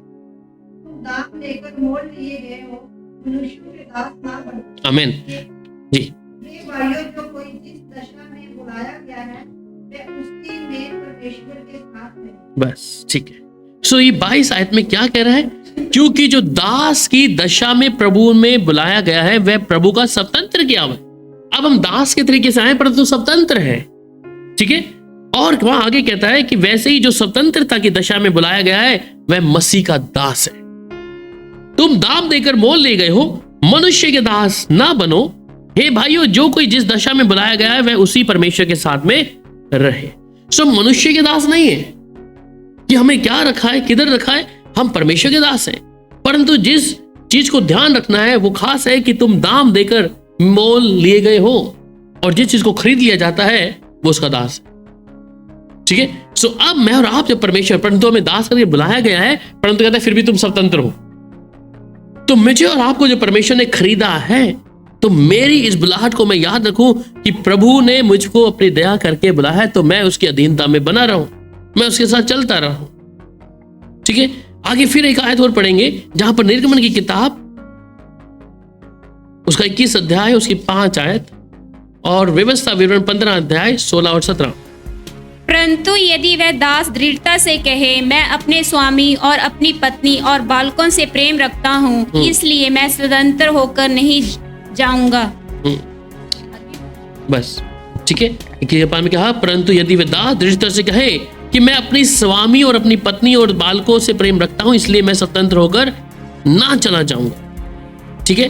अगर वो अपने दास से दृढ़ता से कहता है इस बात के विषय में, पर व्यवस्था विवरण 15 अध्याय 16 और 17 आयत। और यदि वह तुझसे और तेरे घराने से प्रेम रखता और तेरे संग अनंत से रहता हो और इस कारण तुझसे कहने लगे मैं तेरे पास से ना जाऊंगा, तो तू सुतारी लेकर उसका कान किवाड़ पर लगाकर छेदना, तब वह सदा तेरा दास बना रहेगा। और अपनी दासी से भी ऐसा ही करना। उस समय जो पुराने टाइम में क्या था कि इसको जो लगा के उस रेट से लगाए थे तो वो सब दास। आजकल जो लड़कियां ये लगाते हैं ये भी क्या है, पुराने टाइम में दास को दिखाता है कि ये नाक छेद दिया, इधर छेद दिया है। वो एक क्या था, दास के रूप में गुलामी को दर्शाता, ठीक है। तो ये कहता है यदि वह तुझसे और तेरे घरान से प्रेम रखता है और तेरे संग आनंद से रहता है, तो इस कारण तुझसे कहने लगे कि मैं तेरे पास से ना जाऊंगा, तू सुतारी लेकर उसका कान किवाड़ पर लगाकर छेदना, तब वह सदा तेरा दास बना रहेगा। सो अब सुतारी लेकर उसका छेदने का मतलब क्या है कि अगर मैं और आप प्रभु में, और हमारे जीवन में ऐसी कई सारी बातें हैं जो हम चीजों को छोड़ने के लिए कोशिश करते हैं, क्योंकि पीड़ा तो है अगर ये छेद देंगे यहाँ पर उस सुतारी के विषय में कि जिस संसार से मुझे और आपको अलग कर खरीद कर उस प्रभु में चलने के लिए। कई बारे में हम देखें कि हम सब संसार की चीजों को छोड़ने के लिए हम बोलते हैं कि नहीं, ये संसारिक स्वभाव छोड़ दे, संसारी बातों को छोड़ दे, और वो छोड़ना ही बड़ा मुश्किल होता है। और जब तक उसको छोड़ेंगे नहीं तब तक हम उसके राज्य में, उसकी हजूरी में प्रवेश भी नहीं कर पाएंगे। तो हम इस बात को क्या है ध्यानपूर्वक रखें कि जब प्रभु के साथ चलना है तो कई बातों को त्यागना है। और आज ये मनुष्य बहुत कम है कि परमेश्वर के लिए कुछ चीजों को त्यागे, ठीक है। क्योंकि अगर बुलाहट है पवित्रता के साथ में तो कई बार उन चीजों को छोड़ना पड़े। इसलिए पौलुस साफ तौर पे कहता है जो चीजें मेरे लाभ की थी मैंने उसे हानि की जाना है, और ऐसा अक्सर हम कर नहीं पाते। अगर बुलाहट को समझते हैं कि प्रभु ने मेरे को बुलाहट से बुलाया है तो हमें उसे छोड़ने में भी समय नहीं लगेगा। अगर प्रभु से प्रेम है, इसलिए कहा अभी हम पढ़ा इसमें कि वह तुझसे और तेरे घराने से प्रेम रखता है तो तेरे संग आनंद से रहता। सो अगर हम उससे प्रेम करेंगे तो हम उसकी आज्ञा मानने के लिए, उस संसार को छोड़ने के लिए फुर्ती करेंगे, ना कि हम देरी करेंगे। ठीक है, अगली बात में आता है कि द स्पेशल कॉलिंग जो परमेश्वर की है वो कईयों को इफिसियों की पत्री 4 अध्याय और उसकी 17 से 16 आयत तक। इसलिए मैं यह कहता हूँ और प्रभु में आग्रह करता हूँ कि जैसे अन्य जाति के लोग अपने मन की अनर्थ प्रीति पर चलते हैं, तो तुम अब से फिर ऐसे ना चलो, क्योंकि उनकी बुद्धि अंधेरी हो गई है और उसे अज्ञानता के कारण जो उनमें है, उनके मन की कठोरता के कारण वह परमेश्वर के जीवन से अलग किए हुए हैं। इफिसियों 4:7 से 16। 7 से 16। हाँ, 7 से। पर हम में से हर एक को मसीह के दान के परिमाण के अनुसार अनुग्रह मिला है। इसलिए वे कहता है कि वह ऊंचे पर चढ़ा और बंदियों को बांध दे गया, मनुष्यों को दान दिया। उसने चढ़ने से और क्या पाया जाता है, केवल ये है कि वह पृथ्वी की निचली जगहों में उतारा भी था। और जो उत्तर या वह वही है जो सारे आकाश से ऊपर चढ़ भी गया, वह सब कुछ पर पूर्ण करे। उसने कुछ को प्रेरित नियुक्त करके और कुछ को भविष्यवक्ता नियुक्त करके और कुछ को समाचार सुनाने वाले नियुक्त करके और कुछ को रखने वाले उपदेशक नियुक्त करके दे दिया, जिससे पवित्र लोग सिद्ध हो जाए, सेवा का काम किया जाए और मसीह की देह उनकी पाए, जब तक कि हम सबके विश्वास और परमेश्वर के पुत्र की पहचान में एक ना हो जाए और एक मित्र मनुष्य ना बन जाए और मसीह के पूरे ढील डोल तक बढ़ जाए, ताकि हम आगे को बालक ना रहे, जो मनुष्य की ठग विधा और सच्चाई से उनके भ्रम की युक्तियों के और उपदेश के हर एक धोखे से उछाले और इधर उधर घुमाए जाते हो, वरना प्रेम में सच्चाई से चलते हुए सब बातों में उसमें जो सिर है अर्थात मसीह में बढ़ते जाए, जिससे सारी देह हर एक जोड़ की सहायता से एक साथ मिलकर और एक साथ बढ़कर उस प्रभाव के अनुसार जो हर एक अंग के ठीक कार्य करने के द्वारा उसमें होता है, अपने आप को बढ़ाती है कि वह प्रेम में वृद्धि करती जाए। ठीक है, सो यह कहता है कि उसने कितनों को भविष्यवक्ता नियुक्त करके और कितनों को सुसमाचार सुनाने वाले नियुक्त करके और कितनों को रखवाले और उपदेशक नियुक्त करके, जिससे पवित्र लोग सिद्ध हो जाएं और जो सेवा का काम किया जाए और मसीह की देह उन्नति पाए, जब तक कि हम सब विश्वास और परमेश्वर के पुत्र पहचान में एक ना हो जाएं और सिद्ध मनुष्य ना बन जाएं और मसीह के पूरे डील डोल तक ना बढ़ जाए। तो परमेश्वर हर एक चीजों को क्या है, अभी जब चुना कि कईयों को भविष्यवक्ता, कईयों को अपोस्तल, कईयों को प्रेरित करके उसने चुना। क्यों किया है कि जिससे जो पवित्र लोग हैं, जिन्हें परमेश्वर ने पवित्र बुलाहट से बुलाया है, ये क्या हो, सेवा का काम किया जाए और मसीह की देह जो क्या करे, उन्नति पाए। और मसीह की देह जब उन्नति पाती है तो स्वाभाविक बात है कि परमेश्वर से आनंद होगा कि जब तक कि सब के सब विश्वास में और परमेश्वर के पुत्र की पहचान में एक ना हो जाएं। इसलिए प्रभु समय को बढ़ाया है कई चीजों में कि हम उसकी पहचान में क्या हो जाए, एक हो जाए। पहचान में एक होने का मतलब कि जिधर भी आप खड़े हो वहां यीशु मसीह का स्वभाव आपके अंदर दिखे, आपकी बातों में, आपके स्वभाव में, आपकी हर एक हरकत में क्या है, वो स्वभाव दिखना है। इसलिए परमेश्वर क्या है कि परमेश्वर के पुत्र की पहचान में एक ना हो जाए तो सिद्ध मनुष्य ना बन जाए और मसीह के पूरे दिल तक ना बढ़ जाए, ताकि हम आगे को बालक ना रहें, क्योंकि मनुष्य की ठग विधियों की चतुराई से, उनके भ्रम की युक्तियों की और उपदेश की और हर एक बाहर से उछाले और इधर से उधर घुमाए जाते हो, वरन प्रेम में सच्चाई से चलते हुए सब बातों में उसमें जो सिर है अर्थात मसीह में बढ़ते चले जाएं। तो इस बुलाहट को जब मैं जानूं कि मैं प्रभु यीशु मसीह जैसा दिखना है, और गलातियों में तो कहता है कि जिन्हें बपतिस्मा लिया है मसीह की देह को पहना हुआ है। तो मसीह के पहनने का मतलब है कि इस बुलाहट को मैं समझूं कि प्रभु जैसा चाहता है मेरे जीवन के द्वारा वैसा मैं दिखूं भी।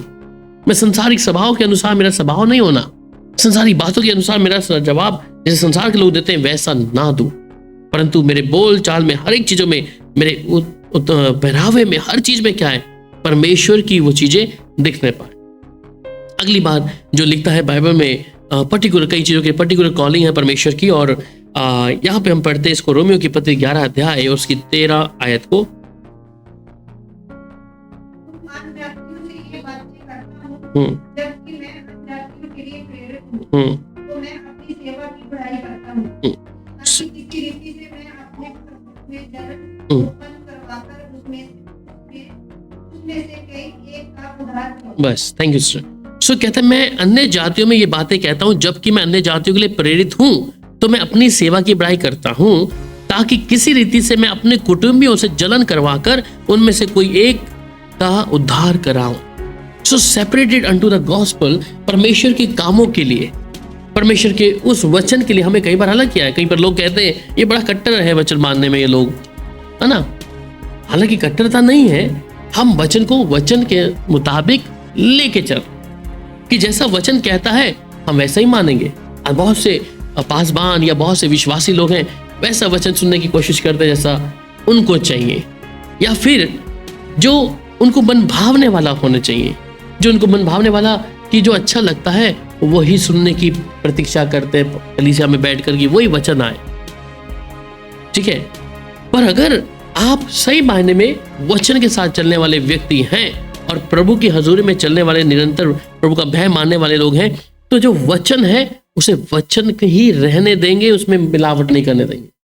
पर हम में से कई लोग हैं जो कई बार क्या है, सहमति जताते हैं, ये भी ठीक ही है।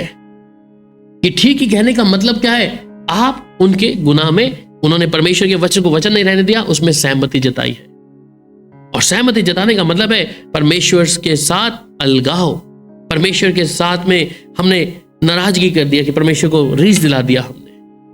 पर ये पौलुस कहता है कि मुझे अलग किया है, और कहते हैं ताकि कि इस रीति से मैं कुटुंबियों में जलन करवाकर उनमें से कईयों को उद्धार कराऊं। कुटुंबियों में रहकर जलन, आप कहेंगे कि हम फलाना चीज नहीं मानते, वो फलाना कर रहे हैं, वो चर्च में ऐसा करते हैं, वो नहीं कर रहे, हम कर रहे हैं। जी हाँ, जो प्रभु कहता है हम उसके अनुसार चलने वाले। मैं एक चीज जानता हूं, जिसको वचन मानना है उसको वचन मानने के लिए किसी से पूछ पाछ करने की आवश्यकता नहीं होगी। उसे मालूम है ये वचन की बात है और वचन में है जो लिखा है, मुझसे मान रहे हैं। पर जो दो नाव में पांव रखेगा कि चलो थोड़ा सा इधर से मिलता है हमें, ये ले लेते हैं, ये भी तो प्रभु का, वो यीशु को नहीं देख रहे, वो प्रभु के दास को देख रहे हैं। ये भी तो प्रभु का दास ही है ना, वचन दे रहा है, शायद गलत शिक्षा भी है बीच में, गलत बातें भी है, तो शायद ठीक होगा ये भी। अगर वो यीशु मसीह को देखेगा तो वो गलत शिक्षा के साथ में अपने आप को उसके साथ सम्मिलित नहीं होने देगा। उसको मालूम है कि जो प्रचारक है वो वचन के अलावा, वचन से बाहर की चीजों को नहीं मानते, जो वचन में लिखा है उसी को मानते। इसलिए बहुत सारी कलीसिया में कई जगह पे देखा जाता है तो वो अपनी ही शिक्षाओं में जब चलते हैं, और विश्वासी लोग क्या है, वो यीशु मसीह को ना देखते प्रभु के दास को देख रहे होते हैं। और ये कारण है कि जो दंड प्रभु ने उनके ऊपर ठहराया है वो उनके ऊपर भी रहेगा। जो वचन में जो बातें है ही नहीं, उन बातों को अगर जोड़कर वो प्रभु के साथ में चलने की कोशिश करेंगे तो भ्रम में है। पर अगर परमेश्वर की बुलाहट, जो पवित्र बुलाहट है, उसको अगर हम समझ लेंगे कि हाँ, इसलिए पौलुस ने साफ बोल दिया कि इस रीति से मैं अपने कुटुंबियों में जलन करवाकर उनमें से कई एक को उद्धार कराऊंगा। तो प्रभु के दास की खासियत क्या है कि वो किसी व्यक्ति का उद्धार कराने के लिए हो, है ना। इससे आपको कोई बुरी लगे किसी बात को तो क्या फायदा, हम आपको अच्छी अच्छी बातें सुनाएंगे, अच्छी बातें, और प्रभु के आजकल इतने सारे दास हो गए, कई सारी बातें, तो उनके साथ में क्या चीज है, वो यही सोचते कि हाँ ये ठीक ही है जो कह रहे हैं, ये भी तो प्रभु का दास ही है। पर पौलुस साफ था, उसने कहा जलन करवाकर उनमें से मैं कईयों को उद्धार कराऊंगा। एक सेवक की पहचान में यही है कि बहुत से लोगों को, इसलिए पौलुस स्वयं बोलता है कि मैं इस कलीसिया को, दुल्हनों को तैयार कर रहा हूं कि क्या करूं, कि जिस दिन सर्वशक्ति महान परमेश्वर यहोवा का पुत्र यीशु मसीह जब आए दूल्हा, मैं इस कलीसिया को बेदाग उनके हाथ में सौंप सकूं। पौलुस आरंभ से ही इस शिक्षा को लेकर चला है। पर आज के दिनों में ऐसे प्रचारक हैं जो कहते थोड़ा थोड़ा कर लिया करो भाई, थोड़ा थोड़ा कर लिया करो। अरे थोड़ा करो, ज्यादा करो, जहर जहर ये है ना। थोड़ा ओढ़ना पहनना है कर लो, कोई बात नहीं, थोड़ा सोना पहनना पहन लो भाई, थोड़ा कुछ नहीं। तो थोड़ा थोड़ा करेंगे तो पक्का कहाँ जाएगा, वहां तो वो तो जाएगा पादरी, और जो उसकी भीड़ होगी वो भी वहीं जाएगी। ये थोड़ा थोड़ा जो चक्कर है ना, कि थोड़ा थोड़ा, प्रभु के साथ तो बस यही है कि हाँ और ना की ना है। चुन लो आज किसको चुनोगे तुम लोग। परमेश्वर का स्वभाव यही है, क्योंकि लोग प्रभु को नहीं देख रहे, वो पादरी को देख रहे हैं, पास्टर को देख रहे हैं। इसलिए हाँ ये अच्छा लगता है, ये पास्टर अच्छा बोलता है, अरे तुम्हारी कमियां नहीं बता रहा इसलिए अच्छा लगता है। आज यही है, जिस दिन पास्टर कमियां बताने लग गया फिर ये भी बुरा है, ये हम ऐसे बोलते रहे, ऐसा नहीं पहनना, ऐसा नहीं करना, ऐसा नहीं करना, ये बुरा है। पर जो पादरी आपको बोले अरे बहना ये ऐसे करोगे ना, वो एक कलीसिया में एक बहन थी मेरे पास यहाँ आती थी, कहता तू उधर जाती है, तू पहले तो बड़ी सुंदर लगती थी, ये तूने क्या हालत कर ली अपनी है, तूने जीन्स भी उतार दी, तू अभी वो लिपस्टिक सब कुछ नहीं लगाती, क्या हो गया तेरे को, तूने देखा कभी अपने आप को। कहता पादरी भैया मेरे को ऐसा करके बोला। कहने का मतलब क्या है, लोग कैसे उनको किस जगह पे शैतान ने उसके लिए तैयार करके रखा है। और आजकल पादरियों को पता है कि जो चीज उनको कलीसिया के लिए बोलेंगे अच्छा अच्छा, और तो बोला ये तो हमारी अच्छाई के लिए बोला, अच्छा है, ऐसा ही है। कलीसिया वही है जहां पे आपकी छांट घाट हो। जब छांट घाट नहीं है और आप गलत शिक्षाओं के साथ हम भी भर रहे हो, आप ध्यान दें, वो तो जाना ही है, उसके लिए जगह प्रभु ने रखी है, परंतु उसके पीछे जो चलेंगे लोग वो वहीं पे जाएंगे, क्योंकि परमेश्वर में कट्टरता नहीं है, वचन है। जो वचन कहता है, इस बुलाहट के लिए पौलुस बड़ा स्ट्रिक्ट था इस चीज के लिए, साफ बोला। इसलिए वहां जो ये यूहन्ना 32वां वाला यही बात बोला ना वहां पर, ये सांप के बच्चे तुम्हें किसने बता दी यहाँ पे पाप की माफी मिलती है तुम्हें, परंतु जो मेरे बाद आ रहा है वो तुम्हें आग और आत्मा का बपतिस्मा देगा। किसने बोल दिया तुम्हें यहाँ पे पाप की माफी मिलती है, सांप के बच्चों। तो वहां पौलुस इस बात के विषय में यहाँ पर साफ कह रहा है कि अगर उनको जलन होती है मेरे कुटुंबी को तो होती रहे, मेरा तो काम क्या है, मैं तो जो प्रभु में आएगा उसे उद्धार तक लेके जाऊंगा, उनका उद्धार कराऊंगा। मैं उद्धार करने की क्षमता पौलुस के हाथ में नहीं है, परंतु कहता है मैं इनका उद्धार कराऊंगा जब आरी इनके ऊपर चलाऊंगा, रोज इनके ऊपर थोड़ी रगड़ाई होगी तब ये निखर के आएंगे। और बाइबल में साफ तौर में हम लोग कई बार चीजों को देखते हैं, ठीक है। तो वैसे ही है कि जब हम थोड़ी थोड़ी इच्छा रखेंगे, थोड़ा वहां से थोड़ा यहां से, हाँ गलत शिक्षा, गलत तो गलत ही है, इस चीज को ध्यान रखें। आप ये सोचकर मत छोड़ दे कि पास्टर तो इसने थोड़ा सा बोला, ये थोड़ा गलत तो गलत ही है, वचन में मिलावट कर दी वो गलत ही है। आप सोचेंगे कि हमने इसका थोड़ा थोड़ा वचन रख लिया ये ठीक है, बाकी सब है। और वचन ध्यान दे कि थोड़ा सा खमीर पूरे गुंदे हुए आटे को खमीरा कर देगा, खाने लायक बचेगा नहीं। इसलिए जब हम प्रभु के साथ चलते हैं, उस वचन को माने, उसमें मिलावट ना खुद होने दे ना खुद करें, किसी द्वारा होने भी ना दे, ठीक है। सो सेपरेटेड टू द गॉस्पेल, हमें परमेश्वर ने सुसमाचार के लिए अलग किया है। हमें जैसे प्रभु ने कहा है हम वैसा ही जीवन को व्यतीत करते हैं। वहीं पर फिर मेरे साथ पढ़िएगा, अभी हम रोमियो पढ़ा था, पहला तीमुथियुस 2 अध्याय उसकी 7 आयत। पहला तीमुथियुस 2 अध्याय उसकी 7 आयत। मैं सच कहता हूँ, झूठ नहीं बोलता, कि मैं इसी उद्देश्य से प्रचारक और प्रेरित और अन्य जातियों के लिए विश्वास और सत्य का उपदेशक ठहराया गया। आमीन। पौलुस यहाँ पे साफ कहता है कि मैं सच कहता हूं, कि झूठ नहीं बोलता मैं, कि मैं इस उद्देश्य से प्रचारक और प्रेरित और अन्य जातियों के लिए विश्वास और सत्य का उपदेशक ठहराया गया हूं। विश्वास अन्य जातियों के लिए और उपदेशक का ठहराया गया जाना, कि उसमें ना मैंने मिलावट करी ना होने दूंगा, जो सत्य है उसे ही बताया है। और ये उसके लिए खास था, उसके लिए खास था कि बहुत से लोगों को उसने उद्धार करवाना है। क्यों? क्योंकि जो लोग के जीवन में परमेश्वर की बुलाहट थी, उसको एक बार रिमाइंडर दे रहा है पौलुस कि तुम अधूरा अधूरा जीवन मत रखो। 2 नाव में पांव रखेंगे तो इससे भला क्या है, एक में रखना बेहतर है। चुन लीजिए, आज वचन में कहा कि चुन लें आप कौन सी चीज को पाएंगे। आज भी चॉइस मेरे और आपके सामने है, हम किसको चुनते हैं? हम प्रभु को चुनते हैं, परमेश्वर के वचन को सुनते हैं, कि शिक्षा को चुनते हैं?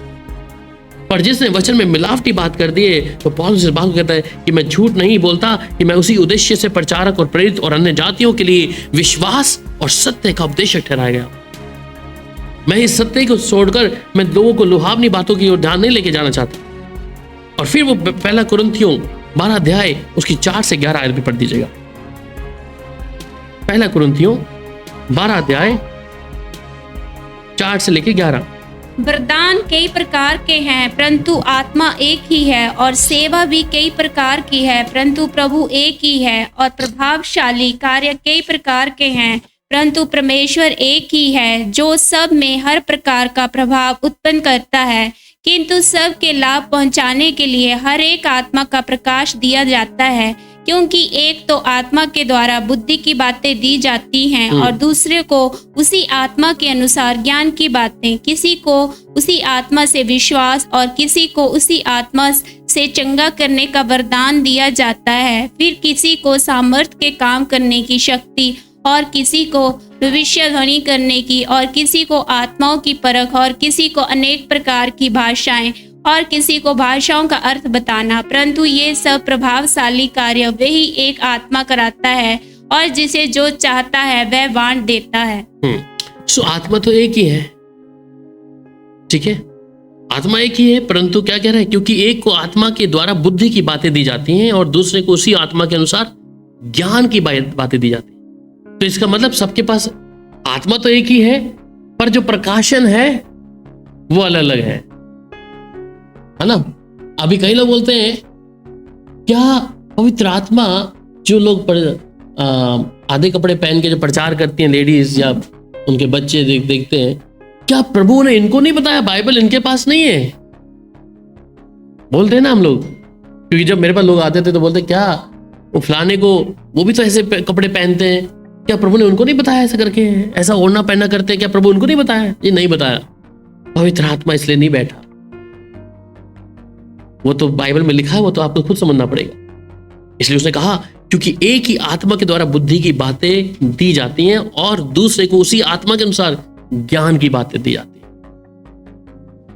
जिसको बस इतना ही पता है कि हाँ जी मैं तो चमत्कार करने हैं, मुझे इनके ओढ़ने पहनने से कोई फर्क नहीं पड़ता, मेरा काम प्रभु ने एक ही आत्मा के द्वारा दिया इनको चंगाई देने के लिए बस। पर किसी को अगर आत्मा की परख प्रभु ने दिया है या उसको ज्ञान की बातें दी हैं, वो बातें परमेश्वर का जन उसको बताएगा, वो बुद्धि की बातें बताएगा। फिर आप कंपेयर नहीं करते कि वो पास्टर मना करता है, ये मना नहीं करता, ये सब चलता है। मैं सोचता हूँ जिसको जितना प्रकाशन है, जितना भेद प्रभु ने बताया, वो उतना काम करेगा उसके लिए।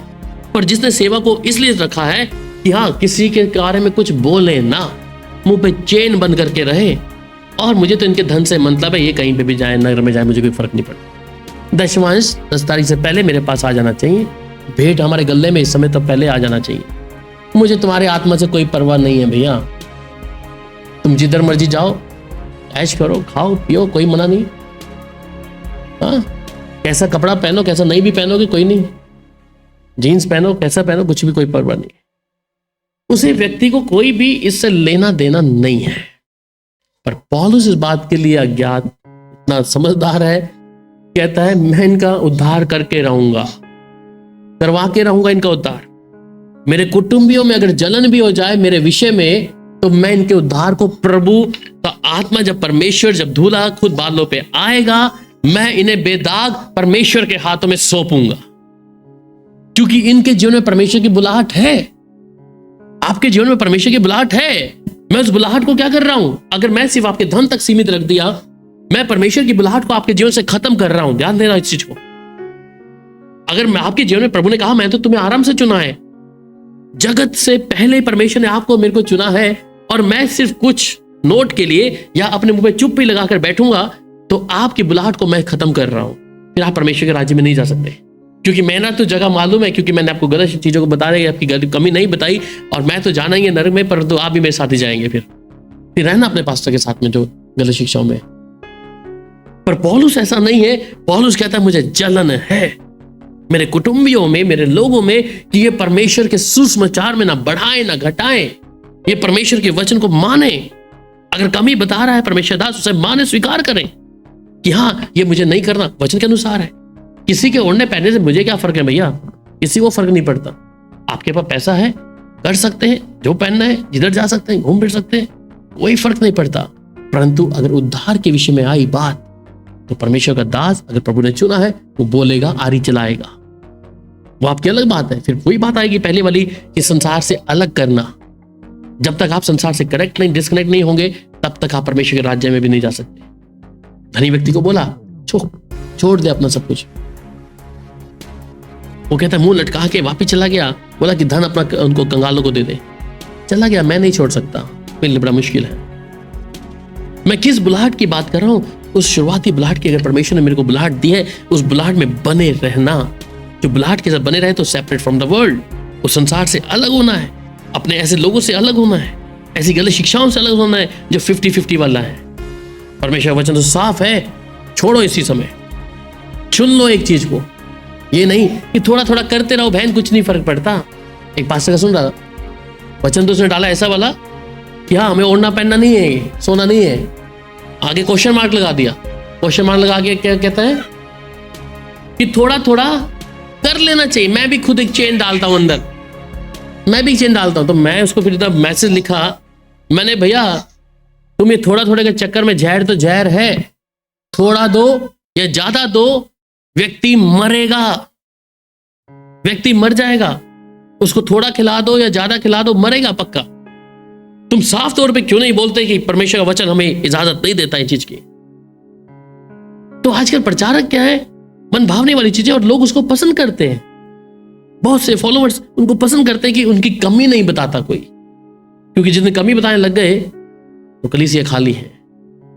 भरने का हम भी इधर भर सकते हैं 2 मिनट में, भविष्यवाणी कर करके लोग आ जाएंगे, बहुत सारे उल्टी सीधी कर देंगे, भर जाएंगे, आ जाएंगे, पर नहीं चाहिए, नहीं चाहिए। प्रभु की आत्मा में चलने वाला व्यक्ति, चाहे थोड़े हो, मेरा काम मैं पूरा कर दूं, प्रभु ले, ये इतनी सी भीड़ थी, साफ सुथरी है, निर्दोष है, तेरे वचन मानने वाली है, बस ये ले, मेरा काम खत्म।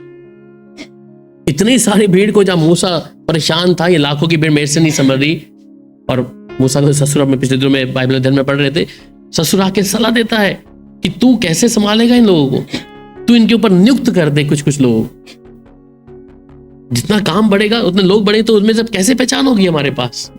पर थोड़े हैं तो हमें इतना तो पता है ना कौन प्रभु में है, कैसा है, उसको थोड़ा सेट कर सकते हैं, उसे वचन में ला सकते। तो इसलिए परमेश्वर अपने लोगों के लिए, अगर उस बुलाहट को प्रभु मेरे को और आपको दिया है, तो उसके लिए अपने लिए नियुक्त करके रखा है भविष्यवक्ताओं को, प्रेरितों को, लीडर्स को, पासवानों को, कि वो परमेश्वर के पास उनके लोगों को लेके आए। तो दूसरी बात आती है कि परमेश्वर हमें बुलाता क्यों है? Why God call us? परमेश्वर हमें बुलाया क्यों है? क्यों बुलाया परमेश्वर ने आपके समझ के अनुसार? पहली बात कुलुसियों की पत्री में लिखता है, और 1 यूहन्ना 5:18 में, because the world is in the darkness, कि ये जो संसार है इसमें अंधकार है। पढ़िएगा 1 यूहन्ना 5 अध्याय उसकी 18 आयत। The 1 John chapter 5 verse 18। हम जानते हैं कि जो कोई परमेश्वर से पैदा हुआ है वो पाप नहीं करता। जो परमेश्वर से पैदा हुआ है उसे वो बचाए रखता है, और वो दूसरों से छूने नहीं पाता। हम जानते हैं कि हम परमेश्वर से हैं, और ये सारा संसार जो दुष्ट के वश में पड़ा हुआ है, तो हम इस बात को जानते हैं जो परमेश्वर से पैदा हुआ है पाप नहीं करेगा।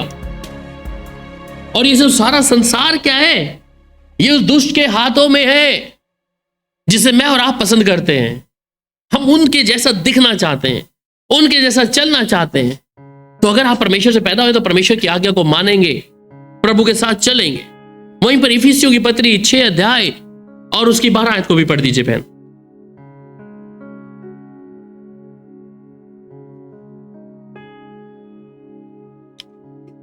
इफिसियंस चैप्टर इफिसियों 6:12 भी पढ़ दीजिए, फिर कुलुसियों पढ़ेंगे जी। क्योंकि हमारा ये मलयुद्ध लहू और मांस से नहीं, परंतु प्रधानों से और अधिकारियों से और इस संसार के अंधकार के हाकिमों से और उस दुष्ट की आत्मिक सेनाओं से है जो आकाश में है। तो हमारा जो मल युद्ध है, हमारा जो युद्ध है, वो किसी इंसान से नहीं है। वो किससे? मल युद्ध लहू और मांस से नहीं, परंतु प्रधानों से, जो अधिकारियों से है, इस संसार के अधिकार जो रखते हैं, उन हाकिमों से। वो फाड़ खाने वाला निरंतर कहीं कहीं योजना को बनाता है, हमारे मन को, हमारे ध्यान को कहीं ना कहीं लेके आता है। इसलिए कहता है और उस दुष्टता की आत्मिक सेनाओं से जो आकाश में है। जो इस तार में रहती है कि कौन सा व्यक्ति किधर जा रहा है, उसको किस जगह से मैं पाप में लेके आऊं। अगर मैं परमेश्वर से पैदा हुआ हूं तो मैं पाप नहीं करूंगा, मैं उस पवित्रता का खोजी बना रहूंगा प्रभु के साथ।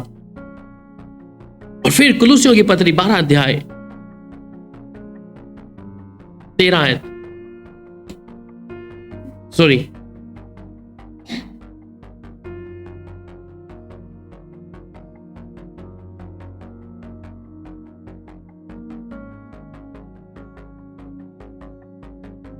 ठीक है, मैथ्यू 9:36 में जाएंगे, मत्ती की इंजील 2:36 में, because the people are hungry and need. मत्ती 9:36।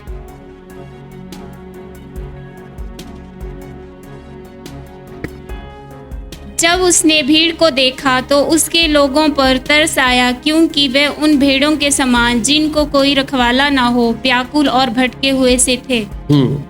सो परमेश्वर क्यों हमें बुलाया है? Why does God call us? Because people, जो लोग हैं वो भूखे और प्यासे और जरूरतमंद हैं। और यहाँ कहता है जब उसने भीड़ को देखा और उन लोगों पर तरस आया, क्योंकि वे उन भेड़ों के समान जिनका कोई रखवाला ना हो, व्याकुल और भटके हुए थे। तो जब परमेश्वर आज भी हमें, जब हम अन्य जाति में थे, अलग स्वभाव में थे, तो उनके ऊपर प्रभु हम पर दया किया है, हम पर तरस खाया है प्रभु ने।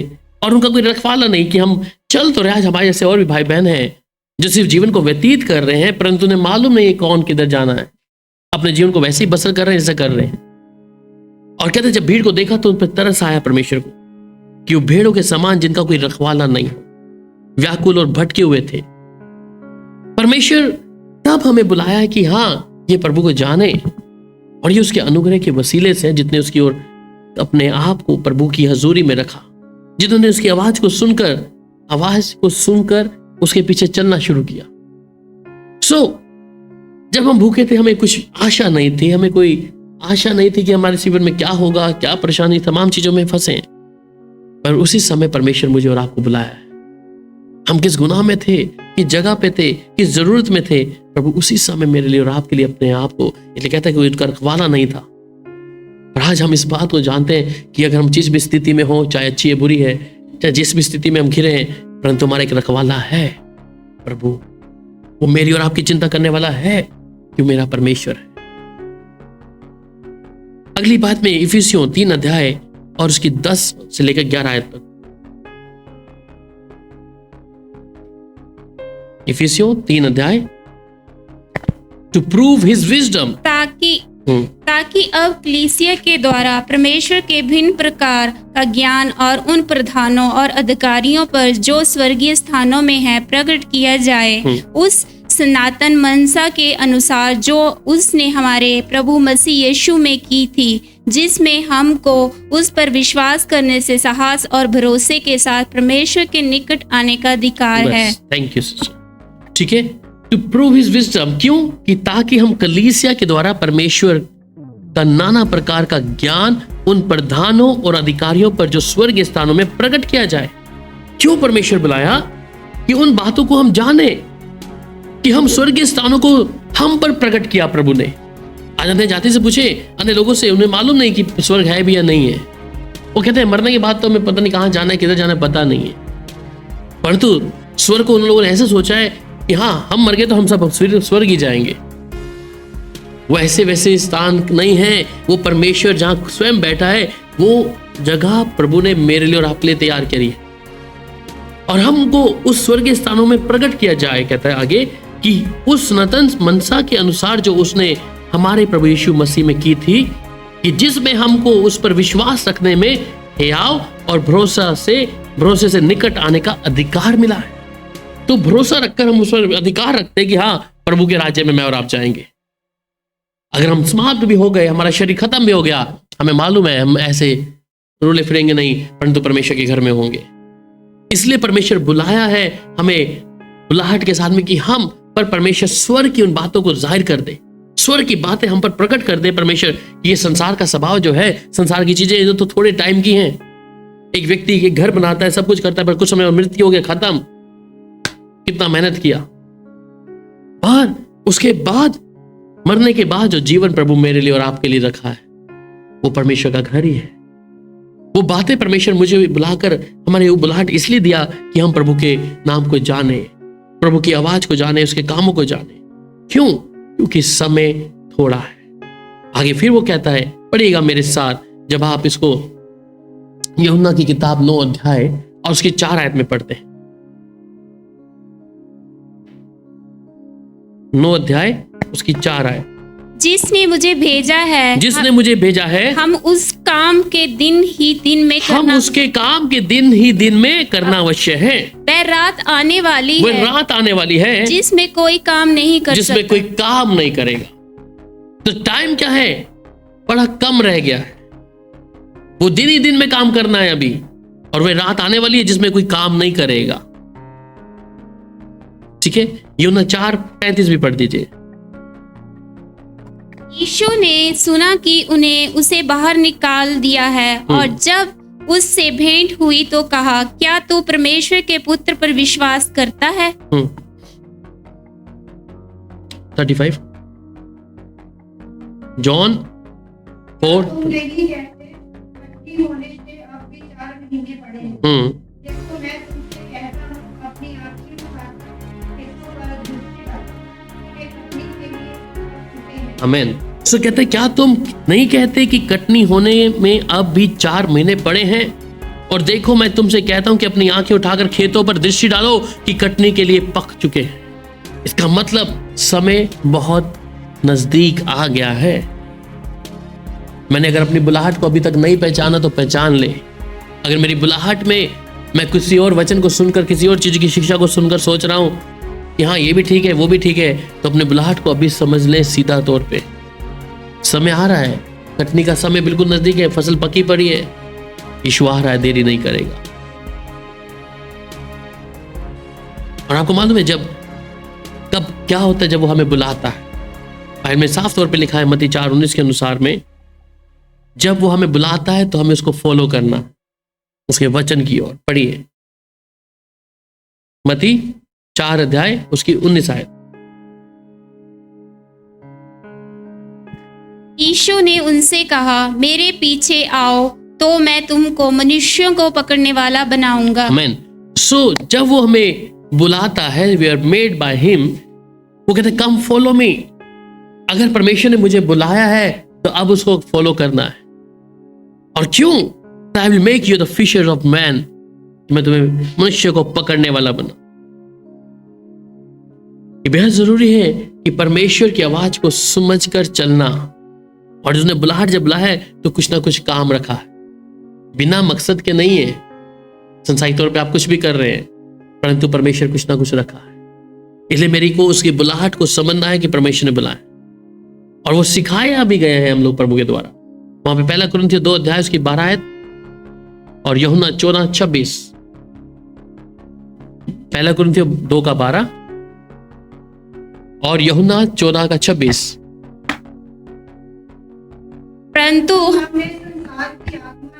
परंतु हमें संसार की आत्मा नहीं, वह आत्मा पाया है जो परमेश्वर की ओर से है, कि हम उन बातों को जाने जो परमेश्वर ने हमें दी है, जिसको हम मनुष्य के ज्ञान की बात सिखाई के अनुसार नहीं,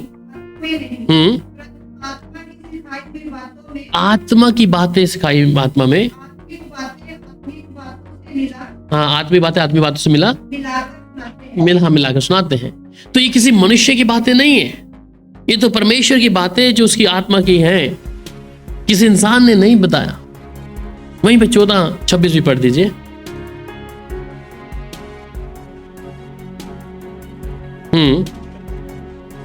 वो तुम्हें सब बातें सिखाएगा। तो परमेश्वर का आत्मा वो हमें सिखाएगा। जब आज इस बुलाहट को हम समझ रहे हैं कि हाँ मेरे को बुलाया है प्रभु ने, और मेरी बुलाहट में मैंने अपने आप को कैसा रखना है, तो पवित्र आत्मा मेरे और आपको दिया बयाने में कि वो हमें सिखाएगा। कोई मनुष्य की नहीं, परंतु परमेश्वर का आत्मा। इसलिए जब वो सिखाएगा, हम उसकी आवाज को सुनकर चलना है, हम उसके अनुसार अपने जीवन को व्यतीत करना। इसलिए जब इस बात को हम समझते हैं तो परमेश्वर अपनी दया को भी करेगा। वह बाइबल में और भी लिखता है कि we are the sent by him. और जब यूहन्ना 17 अध्याय उसके 18 आयत पढ़ते हैं, यूहन्ना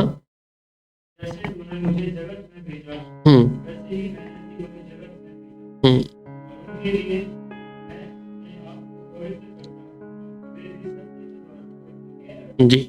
सो यहाँ कहता है कि जैसे तूने जगत में मुझे भेजा वैसे ही मैंने भी उन्हें जगत में भेजा है।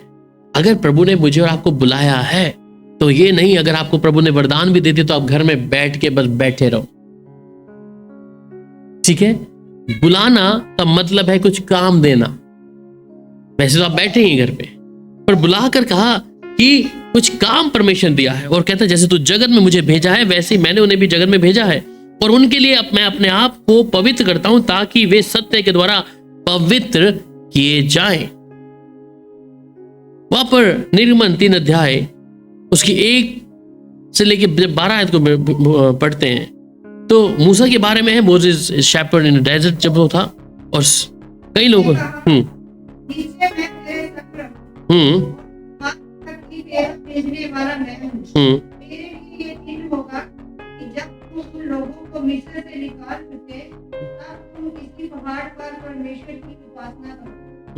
मूसा ने परमेश्वर से कहा, जब मैं इस्राएलियों के पास जाकर उनसे कहूँ तुम्हारे पितरों के परमेश्वर ने मुझे तुम्हारे पास भेजा है, अब यदि वे मुझसे पूछे उसका क्या नाम है तब मैं उनको क्या बताऊं? परमेश्वर ने मूसा से कहा, मैं जो हूँ सो हूँ। फिर उसने कहा, तू इस्राएलियों से ये कहना जिसका नाम मैं हूँ है उसी ने मुझे तुम्हारे पास भेजा है। फिर परमेश्वर ने मूसा से ये भी कहा, तू इस्राएलियों से ये कहना तुम्हारे पितरों का परमेश्वर अर्थात अब्राहम का परमेश्वर, इसहाक का परमेश्वर, याकूब का परमेश्वर यहोवा उसी ने मुझको तुम्हारे पास भेजा है। एक सदा तक मेरा नाम यही रहेगा और पीढ़ी से पीढ़ी में तेरा प्रकट इसी से हुआ करेगा। इसलिए अब जाकर इस्राएली को भी और हमारे पितर अब्राहम, इसहाक और याकूब का परमेश्वर यहोवा ने मुझे दर्शन देकर ये कहा है कि मैंने देखो बर्ताव मिस्र में किया जाता है उसका भी जिक्र आया है। तो मैंने ठान लिया है कि तुमको मिस्र से उसको में से निकाल कर कनानी, हित्ती, मोरी, कदीबी और यबूसी लोगों के देश में ले चलूंगा। तो ऐसा देश है कि जिसमें दूध और मधु की धाराएं बहती हैं। तब वे तेरी मानेंगे। तो तू इस्राएली पुरनियों को संग लेकर मिस्र के राजा के पास जाकर उससे यूं कहना, इब्रियों के परमेश्वर यहोवा से हम लोगों की भेंट हुई है, इसलिए अब हमको 20 दिन के मार्ग पर जंगल में जाने दे कि अपने परमेश्वर यहोवा को बलिदान चढ़ाए। मैं जानता हूँ कि मिस्र का राजा तुमको जाने ना देगा, वरना बड़े बल से दबाए जाने पर भी जाने ना देगा। इसलिए मैं हाथ बढ़ाकर उन पर अचारे प्रभुओं से और जो मिस्र के बीच करूंगा उस देश को मारूंगा और उसके पश्चात ये भी तुमको जाने देगा। तब मैं मिस्रियों से अपनी इस प्रजा पर अनुग्रह करवाऊंगा और जब तुम निकलोगे तब खुशे हाथ ना निकलोगे, वरना तुम्हारी एक एक स्त्री अपनी अपनी पड़ोसन से और उसके घर में रहने वाली से सोने चांदी के गहने और वस्त्र मांग लेगी और तुम उन्हें अपने बेटों और बेटियों को पहना। इस प्रकार तुम मिस्रियों को लूटोगे। सो मूसा जो है वो शेपर्ड है डेजर्ट में, और उसके साथ में कहा कि गो सेट माय पीपल फ्री। उसे रखा कि इसके लोग जो हैं वो क्या करते हैं, उनको स्वतंत्र कराने के लिए। वहीं पे दूसरा चीज सैमुअल के बारे में देखते हैं, जो सैमुअल भी जो है एक मंदिर के अंदर सेवा करने वाला व्यक्ति है। उसको कहा परमेश्वर wake up speak for me, खड़ा हो, जाग और मेरे लिए तू बोल। ठीक है, इसे हम पहले सैमुअल में पढ़ते हैं 3 अध्याय से 1 से 19 में, इसे पढ़ेंगे नहीं, जस्ट रेफरेंस लिख लीजिएगा। सो सैमुअल को परमेश्वर wake up and speak for me, मेरे लिए बोल, खड़ा हो, उठ। और फिर परमेश्वर ने इज़ेकियल को भी चुना, और इज़ेकियल एक नबी है, with stand up I am sending you, तो खड़ा हो जा, मैं तुझे भेज रहा हूं। इज़ेकियल की किताब 2 अध्याय 1 से 7 में लिखता है। परमेश्वर ने कई सारे चेलों को और कई सारे ऐसे जो फिशरमैन हैं जो मछली पकड़ने वाले हैं, उनको भी एक ही बात बोला, फॉलो मी, मेरे पीछे हो। ठीक है। और परमेश्वर शाऊल को, जिसे पौलुस परमेश्वर बनाया है, उसे भी कहा कि मैं तेरे साथ चलूंगा और तू बहुतों के लिए आशीष का कारण ठहरेगा। उन्हें उन बातों के विषय में जो मैंने तुझे सिखाया है वो तू लोगों को बता।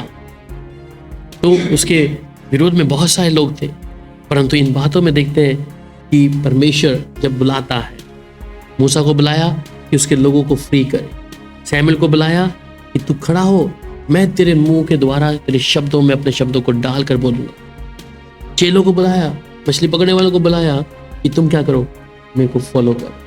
पौलुस को बुलाया कि वो जो गलत शिक्षाएं जो कलीसिया में थी, परमेश्वर उसके जरिए कहा कि I will tell you what you must to do, कि मैं तुझे बताऊंगा तुझे क्या करना है। इसलिए इन लोगों के जीवन में जब देखते हैं बुलाहट है तो परमेश्वर कोई काम दिया है। आपके जीवन में भी परमेश्वर से कुछ ना कुछ बुलाहट रखा होगा।